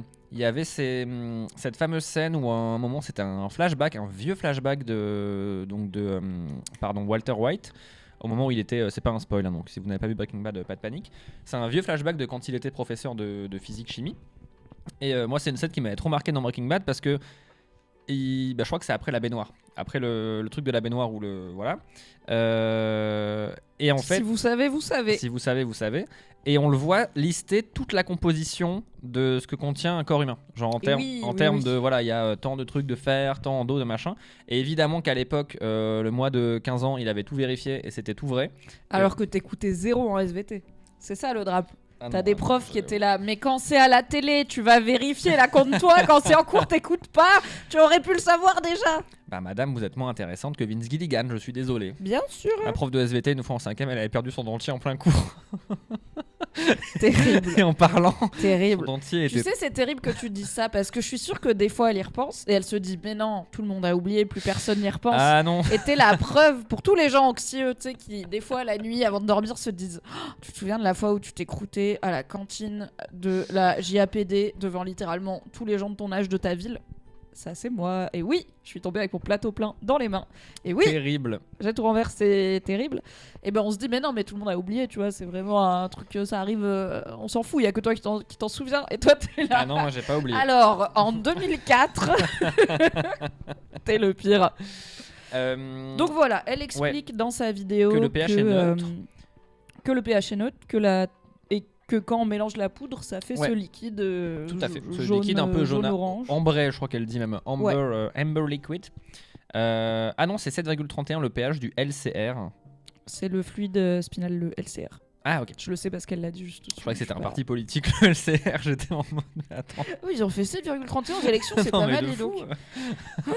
Faut suivre, hein. Et elle leur explique en fait, moi je trouve qu'elle leur explique évidemment pas grand chose. Mais elle dit tout ce qu'elle sait et elle leur explique son process. Ouais. Est-ce que il y a le lait, il y a machin. Est-ce que tu aurais encore une fois risqué de faire ça, toi? Enfin, genre, je sais pas si en plus la Hive elle regarde. Enfin, je sais pas, moi j'aurais pas risqué de leur. Elle dévoile littéralement tout ce qu'elle sait et elle le met dans une carte SD qu'elle donne à la Hive. Oui. Et on peut se dire que c'est con. Mais aussi, c'est quoi son autre choix? Parce que à part le mec du Paraguay qu'elle a pas rencontré. Tous les autres, tu vois, quand ils sont venus lui rendre visite, ils sont venus avec leur famille, qui sont des membres de la conscience collective. Donc en fait, même si elle prend un avion pour aller en Inde, un avion pour aller en Mongolie, etc., bah déjà, il y a la moitié des gens à qui elle peut pas parler parce qu'ils parlent pas anglais et que, visiblement, Google Translate a été coupé par la conscience collective. Et elle va dire à Lakshmi, voilà, il y a une poudre, machin. Lakshmi, elle va le dire à son fils, tu vois, ou à son mari. Donc c'est aussi, est-ce qu'elle a le choix à part tout garder pour elle et essayer de faire toute seule, mais bon, elle sait bien qu'elle est pas scientifique. Je suis d'accord qu'elle a l'air de prendre vite cette décision, mais je suis pas sûre qu'elle puisse faire autrement. Et d'ailleurs, pendant ce tournage, elle break down un peu en disant mais ça se trouve, personne voit ces vidéos, il les envoie pas et tout. Tu vois, elle-même, elle est là. Je suis juste en train de crier dans le vide en espérant que quelqu'un entende, mais pour pas devenir folle aussi. Je pense que c'est ça qui la tient, ça fait un objectif. Alors, elle appelle ça sauver l'humanité devant le drapeau américain, mais au moins ça lui donne des trucs à faire parce que là, elle est toute seule. J'en profite pour une parenthèse intéressante, ou pas, hein, pas du tout. Non, on passe. Non, c'est chiant. Ouais. Mais non. Avez-vous remarqué que, donc vous le savez, Carole est immunisée au truc, au virus, à la hive, à ce que vous voulez. Carole, c'est l'héroïne de la série. C'est un petit peu le personnage central. C'est souvent le seul personnage, donc oui. Elle est entourée de 12 personnes. Ce que l'on sait. J'ai fait mes petites recherches. Il y a un petit livre qui s'appelle la Bible, dans lequel il y a aussi l'histoire d'une personne. Ça se prononce pas Biblé, comme Michael Bublé. Qui est également entourée de 12 personnes. Mais non. Qui sont, alors on les appelle les apôtres. Et en fait, ce serait une forme alors peut-être que c'est complètement, enfin, ça n'a aucun rapport et voilà. Ça marchera jamais ce bouquin. Non, ça marchera jamais, je pense. Mais en plus, t'imagines imprimer un truc pour tout le monde et tout faut le traduire en plein de langues, ça marchera pas. Donc, en fait, il y a une forme de, elle pourrait être une forme d'anti-Jésus. Ça fait très bizarre dit comme ça. Mais non, mais j'y vois. Pourquoi c'est un anti-Jésus? Elle veut sauver l'humanité. Et alors, en écrivant mes notes, je me suis dit oui, il y a une meuf qui veut sauver l'humanité et 12 autres machins et tout. Mais en fait, Carole, en fait, elle fait pas ça pour. Je vois ça comme une démarche foncièrement égoïste et pas comme une démarche de. Enfin, elle décide de sauver l'humanité alors qu'ils n'ont pas envie d'être sauvés. Après, on peut se poser la question de est-ce que Jésus machin, mais. Est-ce que c'est eux qui ont pas envie si c'est plus des humains, tu vois? Je pense que si tu. Non, mais je vais pas partir dans les trucs théologiques. Je pense que si tu suis les enseignements de la Bible. Oui, le bon chemin, c'est d'essayer de sauver tes frères et sœurs humains de cette, finalement, forme de mort, tu vois. Moi, j'aime bien la Jésus. En tout cas, j'ai vu un petit rapport, et apparemment, il y a quelqu'un qui est pas le seul, qui est également Il y a dans mon quelqu'un cas. qui est pas seul. Puisque Clark_Kens_Shoes, Mais non, le vrai. il y a 5 heures, a posté au moins 7 paragraphes sur Reddit pour expliquer qu'il y a beaucoup de symbolisme dans la série et que la figure du 12+1 est valable dans plein de choses. Les légendes arthuriennes avec 12 chevaliers et Mordred, la mythologie grecque avec 12 dieux et Dionysos, la chrétienté, les signes du zodiaque, le format calendaire, plein de choses. Donc le format du 12+1 est quand même assez genre mainstream, quoi. C'est genre tout le monde l'a adopté. Je sais pas s'il y a une signification, je sais pas si en moi, vrai... ce que j'y vois, c'est pas tant l'antéchrist que est-ce que Carole va devoir se sacrifier pour sauver l'humanité, tu vois. Mais Parce qu'il y a plus personne qu'elle aime sur le monde. Pour moi, elle est est-ce pas en qu'elle train de va porter go sa out croix, with quoi. a bang, tu vois. Elle est pas en train de porter sa croix pour tout le monde. Personne lui... Enfin, je sais pas. Bah, c'est ça aussi, tu vois, si t'es dans l'esprit Jésus, tu fais ce que tu penses être juste pour l'humanité, peu importe que les gens t'aident ou pas, et Dieu reconnaîtra les siens, tu vois. Mais peut-être que, alors je sais pas, ce sera à la fin de la saison 1, parce que l'actrice est quand même un gros attrait de cette série, et puis elle a un très bon rapport avec Vince Gilligan, mais peut-être que la fin de l'arc de Carole, ce sera se sacrifier pour l'humanité, quoi, finalement. Peut-être que la fin de la série, quoi. Après, ça m'énerve parce que ça peut être une sorte de métaphore ou de symbolisme quelconque, mais ça nique une de mes autres hypothèses / envies, qui est que selon moi, ils sont pas que 12. Il y a forcément, s'il y a un gars dans le Paraguay qui s'est dit moi le virus j'en veux pas, machin et tout, je reste enfermé et tout, évidemment qu'il y a peut-être une personne au moins sur les 8 milliards que nous sommes qui en fait perçoit ça comme un virus Covid 800 millions qu'il faut absolument pas toucher, respirer, voir, regarder, et qui s'est juste enfermé dans son bunker. Imagine un mec qui trouve un bunker atomique, quoi. Enfin, je sais pas. Il y a forcément, je me dis, peut-être plus que 12 personnes, enfin 13 immunisées. Donc voilà, il y a plein de trucs qui se passent dans ma tête, quoi. Mais oui, et rappelons que le mec du Paraguay, Zoja avait dit, on l'avait pas repéré au début. C'est genre le lendemain. Au début, elle dit il en reste. Parce que le mec à la télé, le faux président, il lui dit vous êtes 11. Et Zoja, genre le lendemain ou le jour d'après, après que Carole l'ait fait bugger en lui criant dessus, elle lui dit il y a un 12e. Et j'ai jamais trop su, je pense qu'on sait pas encore, est-ce que c'est parce qu'ils ont bugué que ça a déconnecté le gars et ils s'en sont pas rendus compte qu'il leur manquait un gars, ou est-ce que c'est parce que justement il s'était tellement bien caché qu'il avait un peu échappé à la conscience collective juste parce qu'il était en autarcie. On s'était posé la question dans le précédent live de est-ce que c'est une fois qu'ils ont bugué ou est-ce que c'est donc mystérieux. Mais du coup peut-être que si Carole les refait bugger un gros coup, il y aura d'autres personnes qui se réveillent ou d'autres personnes qui meurent également. Aussi, un peu des deux, la vie, c'est un peu des deux. Merci beaucoup, Wilcan, pour le Prime. On se rapproche du sub-goal. Les loups reviennent. Mais pas du côté des poubelles cette fois-ci. Un peu plus d'éther.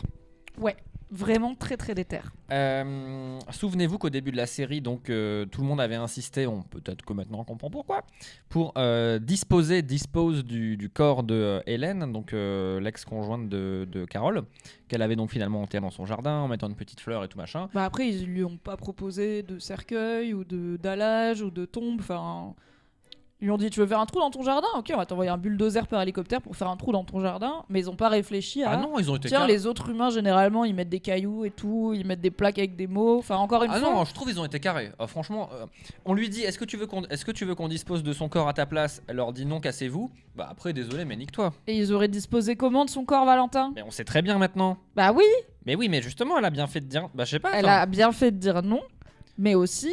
ils auraient pu, mais parce que il faut aussi se rappeler qu'ils pensent qu'ils vont pouvoir la convertir assez bientôt, parce qu'ils auraient pu lui dire juste girl, si tu comptes habiter là, il faudrait que tu l'enterres dans un truc étanche, parce que même s'il n'y a pas de loup, t'as pas envie de la... oui, ça c'est complètement con. Le Nouveau-Mexique, il fait chaud, l'équipe. C'est complètement con de l'avoir mis dans un drap, et j'ai jamais enterré de corps, mais je me dis que elle l'a mis dans la chaleur et tout, c'est non. Dans sa couverture qu'elle avait faite elle-même et tout, bref. Et donc les loups commencent à s'y intéresser, parce que forcément, y a un cadavre dans ton jardin, en fait, ma girl. Et Carole est... là, c'est la limite, je pense. Ravagée, mentalement, c'est la limite qu'elle voulait pas franchir. Oui. Et que voilà, c'est son truc qui le raccroche à son humanité, c'est son truc qui le raccroche au monde d'avant. Et à Hélène. Et puis, tu vois, pour le coup, on calcule aussi ce qu'on peut appeler les débuts de l'humanité, les débuts des civilisations, à quand est-ce qu'on a commencé à disposer du corps des morts et à pas les abandonner effectivement à la nature et aux animaux sauvages, tu vois. Ouais. Donc oui, c'est très humain pour elle de protéger à tout prix le corps de Hélène parce que pour elle, ça veut dire quelque chose. Et ce sera encore plus du coup à mettre en parallèle avec l'autre façon de disposer du corps des gens qu'on va probablement qu'on va évoquer. Découvrir. Comment elle fait fuir les loups? Alors, au début, pas tant. Elle leur crie dessus, machin, ça marche pas. Elle se dit... Courageuse, hein. Après, elle elle regrette, elle est là. Ouh, non, je l'aurais pas fait non plus. Là, moi, je serais pas sortie. Il y a une petite bagnole de flic avec laquelle elle était venue, parce qu'elle est revenue comme ça de son déplacement d'avant. Et maintenant, on sait pourquoi elle a pris une bagnole de flic. C'est pour que cette scène existe. Parce qu'elle sort les gyrophares et tout, c'est comme ça qu'elle les fait fuir, non? Oui, ça c'est le deuxième essai. Mais d'abord, il y a le fusil à pompe. Oui, mais elle n'arrive pas à le... Oui. Parce qu'en fait, elle s'est pas rendu compte qu'il y avait un loquet et du coup, elle ne peut pas sortir le fusil à pompe de la voiture de flic. Donc elle se dit, en fait, je vais leur rouler dessus. Enfin, je vais péter ma propre barrière de mon domicile personnel. Toute sirène hurlante. Ouais. Tous les gyrophares, c'est malin. Elle est à l'abri et elle leur fait peur. Ouais. Par contre, elle sort pas tout de suite de la voiture. Ouais, non, elle sort pas tout de suite de la voiture. Elle laisse la voiture dessus aussi, je pense, pour éviter que les loups la fassent un peu chier. Et elle se rend compte plus tard, au lendemain matin, je crois que le fusil à pompe pouvait effectivement s'enlever si on enlève la sécurité.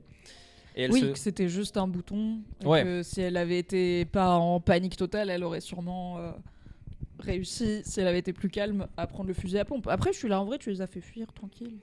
Et après, donc l'une des scènes suivantes, c'est donc elle qui va réutiliser la voiture de flic pour aller dans un...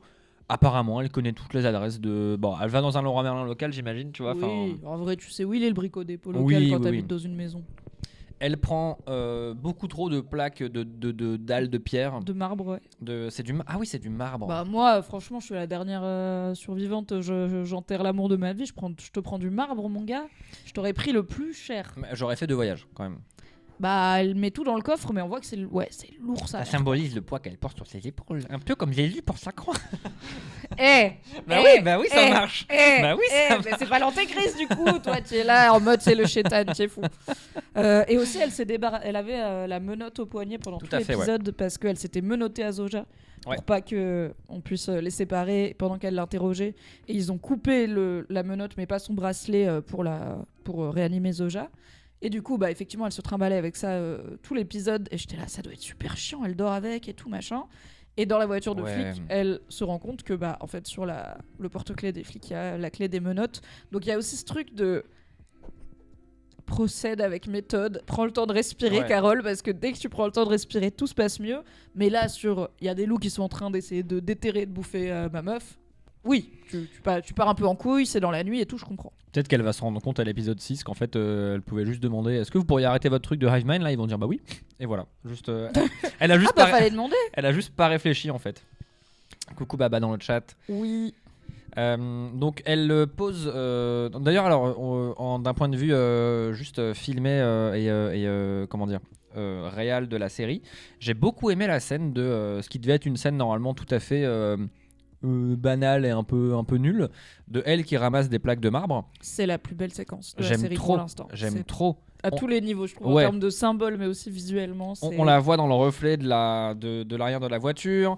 La colorimétrie est super cool. En termes de symboles, on la voit galérer de fou. Enfin, j'aime beaucoup cette scène de elle ramasse des plaques. Elle en chie, elle est toute seule. Ça lui prend toute la journée. Il y a ce plan magnifique d'elle à côté de la voiture avec le soleil couchant derrière. Ouais. Et en fait, pour moi, c'est une super suite à ce qu'on s'était dit au moment de l'enterrement de Hélène, où en fait, pour les humains, c'est important de suer et de se faire mal et de prendre le temps de creuser la tombe et tout. Donc, ok, on lui a envoyé un bulldozer à la fin parce que c'était vraiment trop dur, mais est-ce que ça a vraiment le même sens? Et là, toute cette sueur qu'elle dépense pour protéger Hélène, c'est ce qui fait d'elle une humaine aussi. Ouais, tout à fait. Donc j'ai trouvé ça très très beau. Et le fait qu'elle lui peigne ensuite une pierre tombale en bois, alors on savait pas, mais elle sait peindre aussi, Carole. Que ne sait-elle pas faire? Être gentille. Oui, être polie. et elle lui peint parce qu'elle avait mis une orchidée, elle lui peint une belle pierre tombale avec une orchidée. Et, elle rentre l'orchidée chez elle, je crois d'ailleurs. Oui, enfin les loups l'avaient un petit peu mais elle la garde quand même, il me semble. Et du coup, il y a aussi, si on parle des étapes du deuil et tout, Là, il y a un côté où ça y est, c'est pérenne. Elle sait que Hélène, elle va plus revenir. La tombe, elle est fermée. Elle lui a fait une plaque funéraire plus durable que juste poser une orchidée en pot dessus, même si c'est un truc en bois.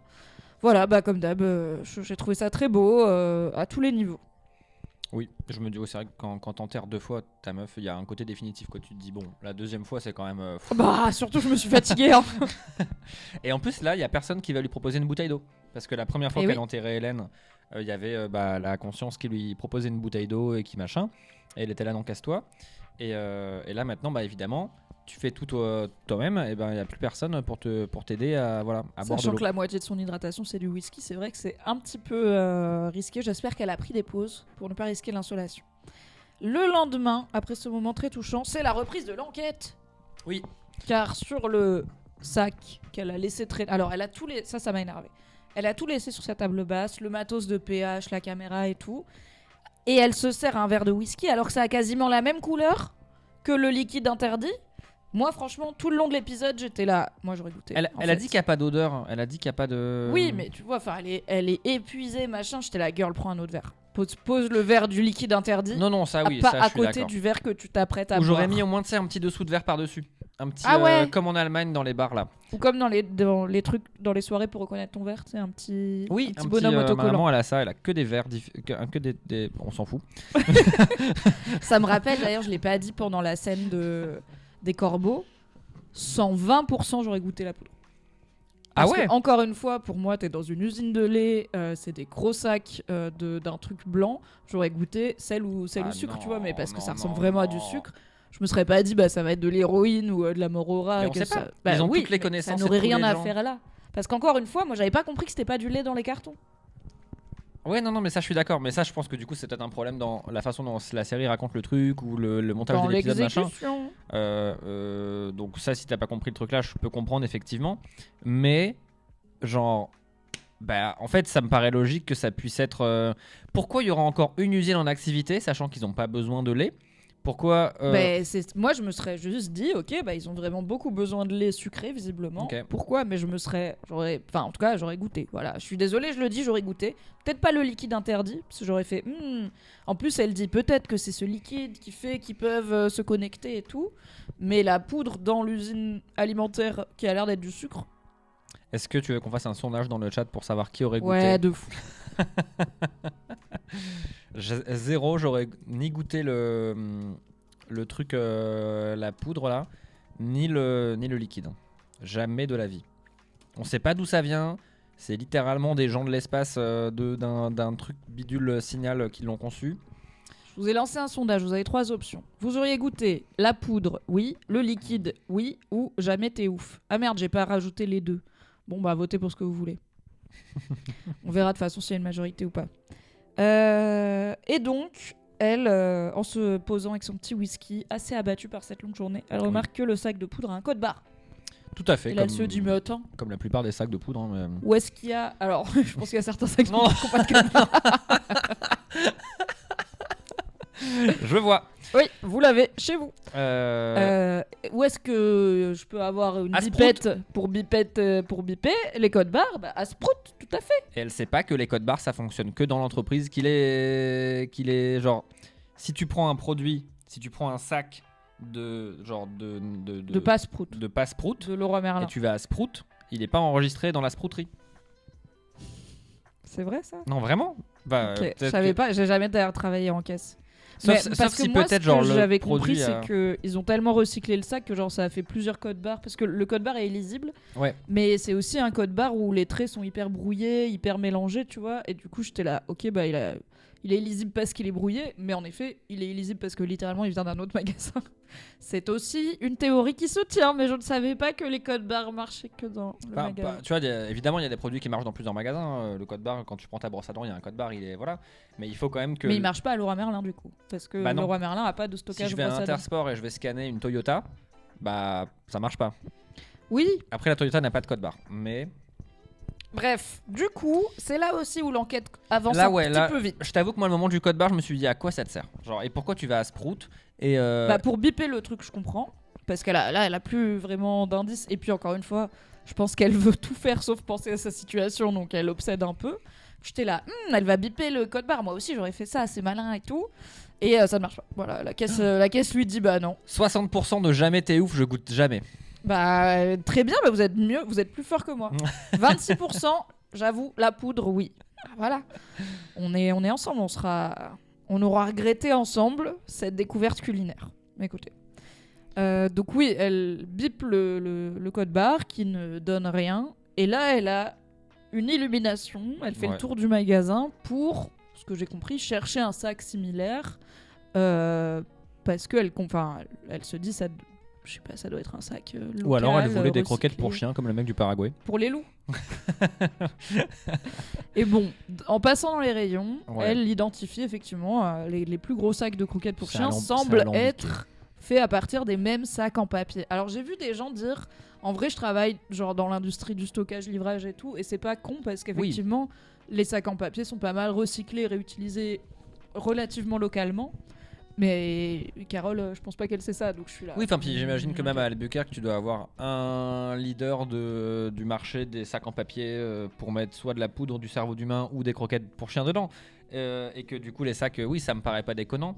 Mais je sais pas, juste, moi j'aurais arrêté après le truc de la caisse. J'aurais dit, je serais allé voir ailleurs. Enfin, pourquoi elle va dans le. Je pense que j'en aurais profité pour restock un peu mon frigo, vu que j'y suis. Non, mais ça, évidemment. Mais écoute, voilà quoi. Donc elle décide de continuer à suivre la trace en allant à l'usine qui produit les sacs. Tout à fait. Et là, à toi l'honneur, mon cher Nodus, qu'est-ce qu'elle trouve dans la dernière scène de l'épisode ? Ben, d'abord pas grand monde, puisque l'usine est vide. Plutôt déserte. Elle y va en pleine nuit et tout, avec une lampe torche, j'étais là, mais meuf, moi j'aurais trop peur. Bah je comprends parce qu'elle se dit peut-être, alors je pense qu'elle est aussi dans sa zone d'enquête et elle doit y aller tant que c'est frais, machin, battre le fer tant qu'il est chaud. Mais aussi peut-être elle se dit peut-être qu'il y aura des gens, donc j'ai pas envie de les croiser, la nuit ils dorment, je sais pas. Donc elle marche dans l'usine machin et elle arrive dans une pièce qui est une chambre froide en gros. Pardon, excusez-moi, une chambre froide, un réfrigérateur, enfin un congélateur même géant. Et à un moment, donc elle ouvre l'un des opercules des trucs. Bah d'abord, quand elle passe, on voit que c'est des étagères de nourriture, de légumes, etc. qui sont, c'est un stockage de nourriture. Ils stockent des denrées alimentaires classiques, comme on pourrait stocker dans une chambre froide. Genre il y a des petits légumes, je crois, des trucs. Voilà, donc a priori, chose logique à trouver dans une chambre froide. Et après, donc il y a un truc qu'elle soulève. Il y a des trucs qui sont bâchés. Et qui est effectivement la scène de fin de l'épisode que moi j'ai pas beaucoup aimé, mais on pourra en reparler. Elle met sa main devant sa bouche et elle fait oh en mode elle est choc-barre de fou. Et là, après générique de fin, donc elle est apparemment choc-barre de ce qu'elle a vu dans le truc. Voilà. Pourquoi t'as pas aimé ? Je trouve ça trop simple. Si ça va là où ça, je pense que ça va, je trouve ça. Et pardon, je suis désolé, ça fait très pédant et un peu hautain de oh là là, c'est trop simple. Mais en fait, pour l'instant, je trouve que la série a tendance à nous raconter exactement ce qu'on pense qu'elle va nous raconter en termes de. Mais ouais. Waouh, moi je pensais pas que ça allait nous raconter ça. Non, mais je veux dire, tu vois, depuis en fait le truc depuis le début de l'épisode et même en vrai depuis qu'on les voit bouger des cadavres, je suis en mode c'est à peu près évident que vous faites un truc avec les cadavres et que vous avez un truc de on n'a pas le droit de tuer, mais ils ont quand même précisé on peut manger ce qui est mort. Ils ont une recherche de la surefficience, ils font du compost avec toutes les putains de pelures d'orange et les pelures de banane, avec les animaux morts, avec voilà, pourquoi pas les humains ? Je dis pas que c'est pas logique et que du coup, en fait moi ce qui m'agace c'est les gens qui en fait c'est pas un cliffhanger pour moi. Voilà, c'est ça. Pour moi c'est pas assez très c'est bien pas assez ce puissant qu'il y a sous la bâche et du coup, c'est ça. Moi ça me dérange pas. C'est un peu, tu vois, je suis là, oh ok, il s'est fait un petit kiff, mais je suis pas en mode abusé de finir sur un cliffhanger parce que je suis là, bah on sait ce qu'il y a sous la bâche parce que comme tu le dis, ça n'a pas la c'est puissance tout à fait logique. Ça n'a pas la puissance d'un cliffhanger d'une fin d'épisode. Enfin, on nous vend ça non. Donc là on est mi-saison je crois. Oui. À peu près. Ça doit être quand même l'une des grosses révélations de, j'imagine, la saison, voire le début de la série. Et en fait, pour moi c'est pas une révélation quoi. Et en fait, même si demain, début d'épisode 6, on apprend que oui, bah en fait, ils utilisent le cerveau des humains, je suis là, et donc bah, je pense que c'est plus qu'elle s'était pas posé la question. Oui, et mais même moi, tu vois, regarde pas la qu'est-ce série, qu'ils en ont fait, fait des corps, j'aurais dit, bah ils ont masse incinéré, tu vois, pour des raisons d'efficience, mais parce qu'on sait bien qu'ils vont pas se faire chier à creuser une tombe à chaque personne. Mais moi, j'avais pas en tête. Comme vous dites dans le chat, Soylent Green is people. Donc, parce qu'en fait, encore une fois, moi j'étais sur biologiquement, c'est des humains. Là, ils viennent d'arriver, il y a encore plein de ressources sur Terre qui sont très durables, en plus que ça soit le fait qu'il y a quand même 1 milliard d'humains en moins, donc ça fait quand même pas mal, qu'ils aient les capacités et l'envie de répartir toutes les ressources en fonction des besoins de façon efficiente et tout, et que on les a pas vus avoir de besoins organiques spécifiques. Moi, tu m'aurais dit la semaine dernière, tu penses qu'ils mangent des humains, la conscience collective? J'aurais un peu été en mode... Mais alors, je suis quasiment persuadé qu'on a eu la discussion, qu'on a évoqué le truc. Je suis quasiment sûr. On l'a peut-être. Dites-nous si vous avez été là. On a dû parler d'un moment. Ça se tient, hein. Oui. Mais je sais pas si je l'avais en tête. Ils disposaient des cadavres et tout, et ils faisaient des trucs avec. Enfin, ça me semble être vraiment le... Enfin, moi, quand j'ai vu la fin de l'épisode, j'étais... Ouais, je suis complètement d'accord avec toi. Ça n'a pas eu l'effet d'un cliffhanger sur moi, parce que j'étais là... Oui, oui. Du coup, oui, c'est... Oui. D'accord, Carole. Ok. Mais je suis d'accord avec toi que c'est pas un acte malveillant, selon moi, de la part de la conscience collective, mais juste une question d'optimisation des ressources. Et est-ce que c'est à la fin la poudre là, est-ce que c'est de l'humain entier déshydraté? Est-ce que c'est que certaines parties? Parce que je suis aussi en mode, l'une des grosses raisons pour lesquelles on se mange pas entre humains, c'est les prions, enfin c'est les trucs qui peuvent se passer si tu manges notamment le cerveau d'un autre humain et qui font des trucs genre la vache folle. Enfin c'est terrible, c'est très dangereux. Et c'est un peu un mécanisme naturel de vous bouffez pas entre vous. Oui. C'est pas comme ça qu'une espèce va se développer. Désolé les scientifiques, je sais que j'explique très mal, mais bon, c'est ce que j'ai compris avec mon cerveau de béotienne. Et du coup, je suis là, j'espère qu'ils le savent, parce que sinon potentiellement ils vont tous se contaminer s'ils mangent pas le bon bout d'humain. Et je suis un peu en mode, est-ce que vous en avez vraiment besoin? Genre en fait... Si c'est histoire juste de disposer des corps qu'on a actuellement, parce que 1 milliard de personnes sont mortes, ok. Mais je suis là, en fait, vous pourriez être vegan. Genre, si vous êtes en mode on tue pas d'animaux et tout, une fois que vous aurez épuisé tous les stocks de viande animale qui sont déjà morts qu'il y a sur Terre, ça fait déjà, je pense, un petit bout, et de poissons et tout, juste soyez végé, ou vegan, tu vois. C'est absolument pas impossible de vivre une longue vie épanouie en mangeant pas de viande. Donc je suis là... j'étais vraiment juste pas partie sur non mais je suis... ils mangent des gens. Après, encore une fois, pour moi c'est pas un acte, tu vois, c'est pas directement un acte de cannibalisme. Alors attention, je suis pas en train de dire que je... Tu cautionnes? Vous cautionnez le liquide? Tu te désolidarises du liquide? Cautionnez-vous le liquide? Mais non, mais tu vois, c'est pas présenté comme un acte de cannibalisme direct. Et en plus, oui, il y a clairement ce côté recherche d'efficience, et ils sont là, quitte à les avoir, on va pas les enterrer ou en faire je sais pas quoi, on va s'en servir, quoi. Mais en fait, pour moi, ça pose plein de questions, et il y a des choses qui, selon moi, ne marchent pas. Et il y a plein de questions que je me pose, notamment sur ce fameux liquide jaune. Donc on nous vend le truc du lait depuis plusieurs épisodes, comme depuis que la Hive est arrivée, ils se nourrissent de ça et tout machin. Pourquoi, à la fin de l'épisode 1, quand Davis Taffler, là, le préposé à l'agriculture machin, il y a un plan où au début, Carole, elle sait pas encore qu'il va lui parler à la télé, et il y a un plan un peu cringe où on le voit juste filmer plan fixe, et il parle pas, il fait des trucs machin. À un moment, il prend une bouteille d'eau, c'est déjà du liquide jaune. On est H+1. Mais ça fait longtemps que, tu sais, au début, en fait, ils disent... Ouais, ils expliquent qu'ils ont déjà à la préparé base, les... on était là depuis longtemps en Soum Soum, à contaminer petit à petit, notamment dans l'armée, depuis que la souris de l'épisode 1... elle a mordu et elle a contaminé le premier humain. Et ils disent, mais l'armée a fini par nous repérer. Et donc, on a dû agir d'un coup. Et c'est pour ça que ça a fait ce truc catastrophique où Hélène et 1 milliard d'humains sont morts. On a été obligé de surcharger le réseau, quoi, parce que on était en danger, parce que l'armée nous avait repérés. Donc, ça fait un moment qu'ils sont là et qu'ils ont pu, s'ils contrôlent tout le personnel d'une usine, machin, tu vois, commencer à produire leur poudre. Oui, non, c'est vrai, non, c'est pas déconnant. Mais c'est une bonne remarque, je me souvenais pas du tout. Ouais, parce qu'en fait, j'étais en train de réfléchir à qu'est-ce qu'on les a vus consommer, est-ce qu'on les a vus manger. Il y a cette fameuse scène là où moi je pensais que c'était une bouteille d'eau, et du coup j'ai revérifié tout à l'heure. Et en fait, c'est très succinct, hein, mais tu vois que soit il s'est fait un flash vodka Red Bull, soit il boit un liquide ambré un peu bizarre.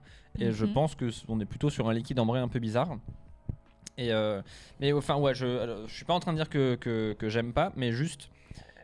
Je me demande où ça va aller, et je vois des gens dans le chat. C'est un peu bancal. Il y a des gens dans le chat qui parlent du fait que le défi ça va être de convaincre tous les autres que machin c'est vrai et tout. Mais du coup, je me pose la question, En fait, comment il réagirait, quoi, pour moi. Bah, tu vois, par exemple, dans la théorie comme quoi Lakshmi, elle va peut-être changer d'allégeance et devenir son allié. Si elle se rend compte qu'elle fait bouffer des humains à son fils, enfin, tu vois, il y a un truc du coup, ils font manger de la poudre d'humain à mon fils. Oui, voilà, c'est ça, ouais. Et du coup, bah, ça peut, si elle y croit, si c'est peut-être la première à y croire. C'est vrai. Je crois que c'est la seule qui a un enfant. Les autres dont on a vu la famille, c'était plutôt leurs parents, leurs femmes et tout. Donc peut-être que ça va être le déclic. Et oui, comme vous dites dans le chat, en fait, je pense que ça fait relativiser le côté... Parce que non seulement Lakshmi et les autres survivants sont pas pour lutter ouvertement contre la conscience collective, mais ils ont pas l'air d'être contre le fait de la rejoindre. Et là, peut-être que ça leur donnera une bonne raison de « Ok, non, c'est vraiment pas des humains. C'est pas... Tous les humains sont connectés. Ils sont plus humains. » Parce qu'une des parties de ce qui fait notre humanité, c'est que on met pas nos morts dans des chambres froides et on n'en fait pas une poudre qu'on met dans notre shaker comme si on avait un partenariat au lit. Donc ça, effectivement, ça va peut-être être dur de les convaincre, mais ça peut être un arc intéressant. Et je peux comprendre que ça fasse la diff comme info, tu vois.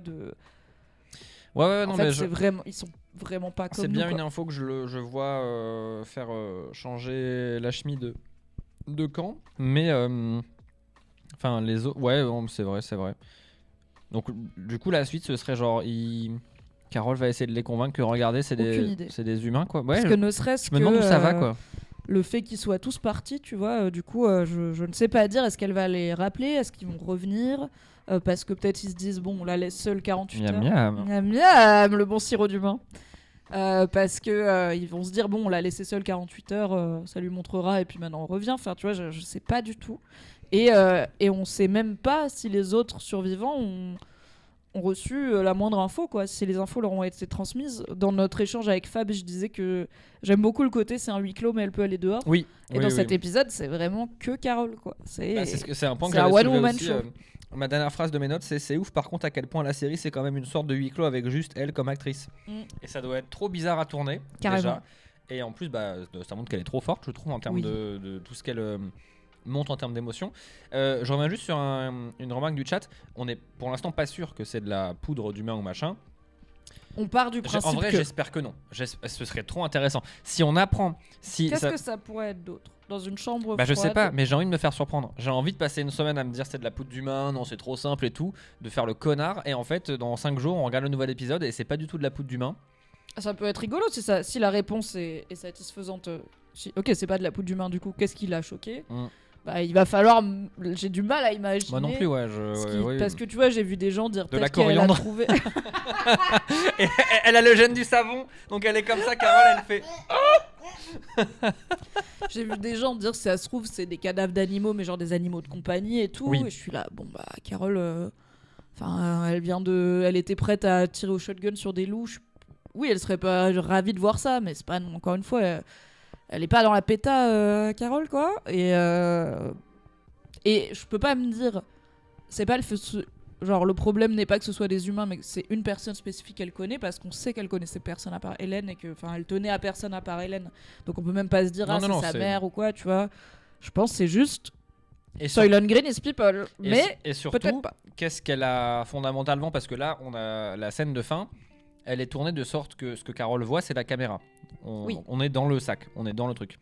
On sait pas ce qu'elle voit. On sait pas si elle voit littéralement, désolé, un peu cru, mais des morceaux de doigts, des morceaux de tête, de je sais pas quoi. Si elle voit des restes humains, quoi. Si elle voit une étiquette qui dit reste humain, ne pas toucher. Enfin, est-ce je sais pas la façon dont elle. Entier, est-ce que c'est en quartier, est-ce que. Et. Ça c'est intéressant, il y a Poulpouti, c'est pas très marrant, dans le chat qui dit il y a une théorie que c'est des enfants et des bébés car on n'en voit pas beaucoup depuis le début des épisodes. Et ça tu vois, si c'est pas juste des humains mais genre des gosses, parce qu'il y a cette idée de on sait pas s'ils ont un intérêt à se reproduire et tout, là en effet c'est encore pire. Si dans le congélo c'est pas tonton Marcel mais c'est 4 bébés, c'est encore pire que si c'était tonton Marcel, j'admets, mais ça reste des humains. Ce qui répondrait à une question qu'on s'était posée dans les lives d'avant.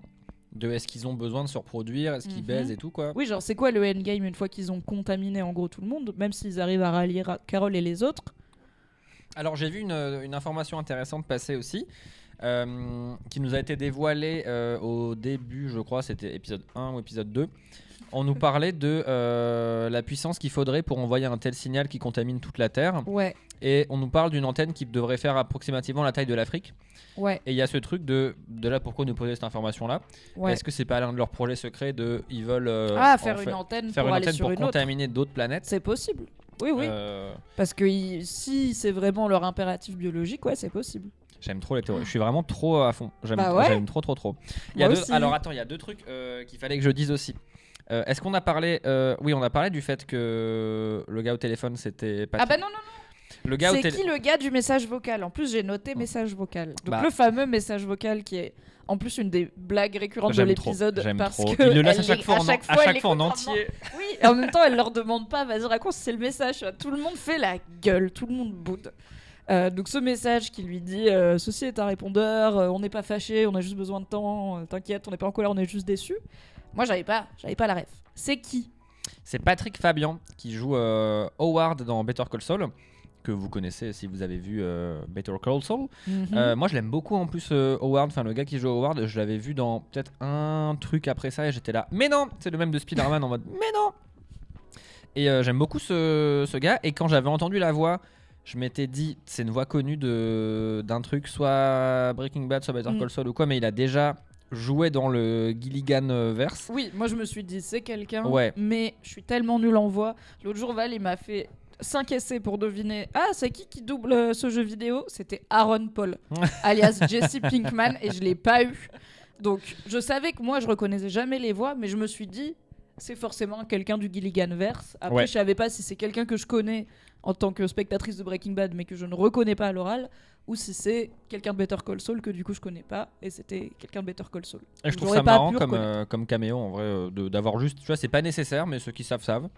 Oui, c'est carrément. un truc rigolo. On le reconnaît directement parce qu'en plus l'acteur qui joue Howard a une voix assez particulière. Et en plus, si vous avez maté Better Call Saul, genre sa voix elle est reconnaissable tout de suite. Donc je trouvais ça assez bien. Et peut-être même, alors peut-être que ce caméo sera juste audio, mais on peut aussi imaginer que Carole elle finisse par tomber sur le corps l'avatar de la conscience collective de Howard, qu'elle lui dise mais c'est toi le connard du répondeur et tout, qu'elle reconnaît sa voix, tu vois. Parce que même si la conscience collective, il y a bien une seule voix qui a activé ce répondeur. Sauf si il s'avère que ce mec là est-ce que ok, là quand ça part comme ça veut dire qu'on est en train de créer la théorie pendant qu'on vous l'a dit. S'il y a des trous, c'est normal, on les remplira après. Mais... Non, c'est pas une théorie, c'est une question. D'accord. On a tous compris que n'importe qui est doué de capacités physiques. En fait, je me pose la question de la limite est où. Tu peux conduire un avion parce que les gens dans la conscience ont le skill de tu sais où poser les doigts, tu sais où mettre les mains et tout machin. Mais si t'as pas de main, j'imagine jouer du si t'as pas de main, pas de chocolat, si tu peux j'imagine jouer du piano, jouer de la guitare, ce genre de choses. Et encore, tu vois. Est-ce que par exemple quelqu'un genre mais tu sais faire des quirks physiques un peu nuls, est-ce que tu peux être ventriloque parce que quelqu'un d'autre pour moi, est-ce que tu peux faire le U avec ta langue? Est-ce que tu peux retourner les paupières? Est-ce que tu peux faire des trucs, tu vois? Tu peux faire bouger tes oreilles? Mais non, mais genre... Oui, c'est une vraie question parce que certes, ils sont en mode n'importe quel corps peut faire n'importe quoi. Et d'ailleurs, quand ils vident l'hôpital, on voit un gosse qui a l'air d'avoir vraiment 12-13 ans, tu vois, donc pas l'âge de bosser dans un hôpital. Mais même conscience collective ou pas, si tu prends moi et que tu me mets sur un terrain de basket face à conscience collective, un mec de 2 mètres, ou avec un physique d'athlète tout simplement, tu vois, en termes de cardio, en termes de... Enfin, juste... Ouais, je pense qu'il y a et la mémoire musculaire liée aux compétences, genre en musique et tout, tu vois, je me dis, ok, tu sais, t'as la connaissance de où poser tes doigts sur la guitare, mais c'est pas ça qu'il faut. Et puis aussi, ça fait de la corne, enfin, tes doigts, ils s'habituent et tout. Donc peut-être que tu vas plus vite dans l'apprentissage, comme si t'avais le meilleur mentor du monde. Mais ils peuvent pas tout faire. Enfin, tout le monde ne peut pas tout faire. Oui, c'est ça, ouais. C'est mon avis. Après, je pensais pas non plus qu'ils buvaient des gens. Mais tu vois, je me dis si par exemple, en fait, la conscience collective, ils ont mis dans le téléphone Nicolas Canteloup, qui fait croire que c'est la voix de quelqu'un. Mais non, mais c'est ça ma question. Mais pourquoi ils auraient fait ça? Mais je sais pas. Pourquoi ils auraient évité un gars? Pourquoi ils mangent des humains? I don't know. J'adore cette idée. Voilà, Nicolas Canteloup fait maintenant partie du Gilligan-verse. C'est la théorie de Nodus que nous allons interroger à chaque épisode de Pluribus. Où est Nico Canteloup? Voilà, ce sera un fil rouge. Je l'aime pas du tout. Mais On le déteste. Il y avait aussi un tout dernier point que je voulais qu'on aborde un petit peu, toi et moi, et même aussi avec le chat, qui a peut-être des théories. Le prochain épisode s'appelle HDP, en 3 lettres. En français, il s'appelle POH. Ah, parce T'inquiète, sur Reddit, il y a des gars qui ont regardé dans toutes les langues. Parce que du coup, moi j'étais en mode, ça peut vouloir dire Hiro de parce qu'en plus il y a le gars du Paraguay, donc je me dis peut-être c'est un épisode Paraguay. Ça peut vouloir dire Halkrarin Democratic Partisi, qui est le Parti démocrate populaire de Turquie, mais j'imagine que non. Ça peut vouloir dire des pâtes, mais du coup c'est juste moi. Ou quelqu'un avait émis l'idée de Human Dehydration Protocol, mais ce qui du coup en POH, protocole C'est plutôt... alors, il y a protéines d'origine humaine, produits d'origine humaine qui ont été amenés, et effectivement, tu as Human Dehydrated Product ou Human Dissolved, ou... Il est possible que ça fasse référence à une nouvelle classification du Nutri-Score qui correspond à... Ça, c'est de l'humain, ma grande. J'espère un peu que c'est un double sens avec le premier truc là qui Hiro et et que c'est quand même un épisode dans lequel on voit le gars du Paraguay. Ah bah moi aussi j'espère parce que on l'a vraiment vu 10 minutes après nous l'avoir pas mal teasé et il m'intrigue quand même beaucoup. Bah ouais, il doit puer de la gueule quand même. Il mange que de la pâtée pour chien depuis 3 semaines. De fou. Il y a Ninjaxu qui dit d'ailleurs c'est moi où on n'a vu aucun corps avec un handicap. Sous-entendu, on n'en avait pas besoin, on les a pas pris dans la hive. C'est une vraie question aussi que j'ai entendu Joanna Robinson évoquer. C'est tout comme on fait civilisation quand on arrête d'abandonner nos morts aux prédateurs, on fait aussi civilisation quand on prend soin de celles et ceux qui sont physiquement plus faibles. Et d'ailleurs, je sais qu'il y a des anthropologues qui... une des grandes découvertes anthropologiques, ça a été un très très vieux squelette où en gros le squelette montrait que le fémur avait été cassé et ressoudé, ce qui veut dire que la personne, le clan s'est occupé d'elle pendant qu'elle pouvait pas marcher, donc pas produire de nourriture, de ressources assez longtemps pour que ça se ressoude et que la personne continue à vivre derrière. Donc c'est vrai qu'en tant qu'humain, une des choses qui nous caractérise, même si c'est pas parfait bien sûr, c'est que on ne se débarrasse pas des êtres qui sont physiquement moins performants, qui sont différents. Est-ce que la conscience collective a le même traitement pour les personnes qui ne peuvent pas être productives, tu vois, dans leur truc d'optimisation? Est-ce que en fait, après ils ne le tuent pas, donc en fait juste les gens seraient en mais si tu laisses le mec en fauteuil roulant, que tu le nourris pas et que il s'en occupe, je pense qu'il lui apporte un petit pack de bouteilles de lait. En fait, on sait qu'il s'occupe de certaines personnes malades parce qu'ils ont dit qu'il s'occupe de personnes toxicomanes. Mais on sait qu'il y avait des gens à l'hôpital, mais peut-être qu'ils soignent que ceux qui peuvent devenir un membre productif de la société. Et que du coup, si t'es tétraplégique, ils te débranchent, tu vois. Peut-être. Ce qui fait que Vulpio qui soulève que dans l'hôpital, on voit un moment un vieux en fauteuil roulant. Je pense que c'est dans cette optique-là, c'est un vieux qui est là Ils expliquaient à un moment que les hôpitaux restent en activité pour les gens qui étaient là avant, avant le changement. Et puis même, tu vois, ils peuvent avoir des accidents. Voilà, s'ils se cassent une jambe et tout. Je pense que je suis d'accord avec ta théorie de si on sait qu'ils peuvent redevenir un élément, tu vois, productif dans leur société, là on les soigne, mais par contre je pense pas qu'ils les débranchent pour autant parce qu'encore une fois ils font pas ça. Non, mais voilà, c'est si tu le laisses mourir, est-ce que c'est pareil que tuer? Tout comme si tu mens par omission, est-ce que c'est pareil que mentir selon les règles qu'on commence à comprendre de la hive mind? Il y a Kaylan qui dit on les voit à l'hôpital aider des gens en fauteuil roulant. Je me dis que les personnes handicapées physiques sont cantonnées à d'autres tâches et les handicapés psychiques sont guéris par la conscience collective. Mais du coup, je reviens à mon histoire de qu'est-ce qui est biologique, l'inné, l'acquis, parce qu'il y a des personnes dont les troubles psychiques sont liés à un vrai truc biologique dans la biologie de leur cerveau, dans la chimie de quelles molécules sont délivrées et tout. Et alors, parfois, les médicaments, bien sûr, peuvent aider, mais je sais pas si toutes les personnes atteintes de schizophrénie, en rejoignant la conscience collective, genre c'est bon, tu vois. Mais si elles boivent du jus de cerveau? Bah oui, mais... oui, de toute façon, c'est plus elles-mêmes. Mais bon. T'imagines, t'as passé ta vie avec un trouble schizophrène et ça s'arrête que quand il y a des aliens qui t'envahissent le cerveau, je serais fané. Mais trop intéressant la question de la santé mentale et de comment ça se passe. Mais ouais, attends, mais... Si t'es... Tu sais, les gens tu préfères. Mais non, moi je préfère ça des heures. Si t'es, tu sais, les gens qui sont afantaisistes, qui peuvent pas imaginer les. Tu penses à une carotte, tu peux pas visualiser la carotte dans ta tête. Ça existe. Est-ce que là, du coup, si la conscience pensait à une carotte,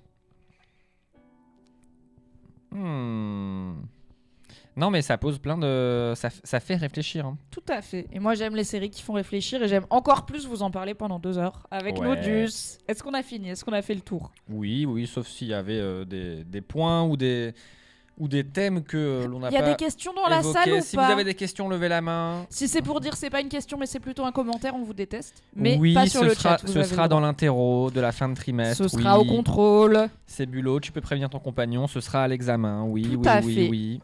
Pour rappel, pour la suite de Pluribus, c'est ce dimanche à 19h en même délicieuse compagnie. Et c'est un enchaînement de streams cette semaine puisque demain mardi, on parle de Bienvenue à Derry épisode 6.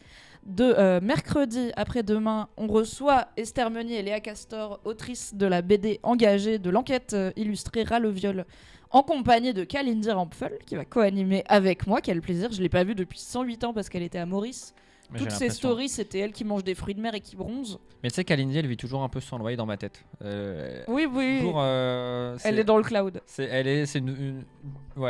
toujours aléatoire. C'est Kalindi, quoi. Et c'est pour ça qu'on l'aime.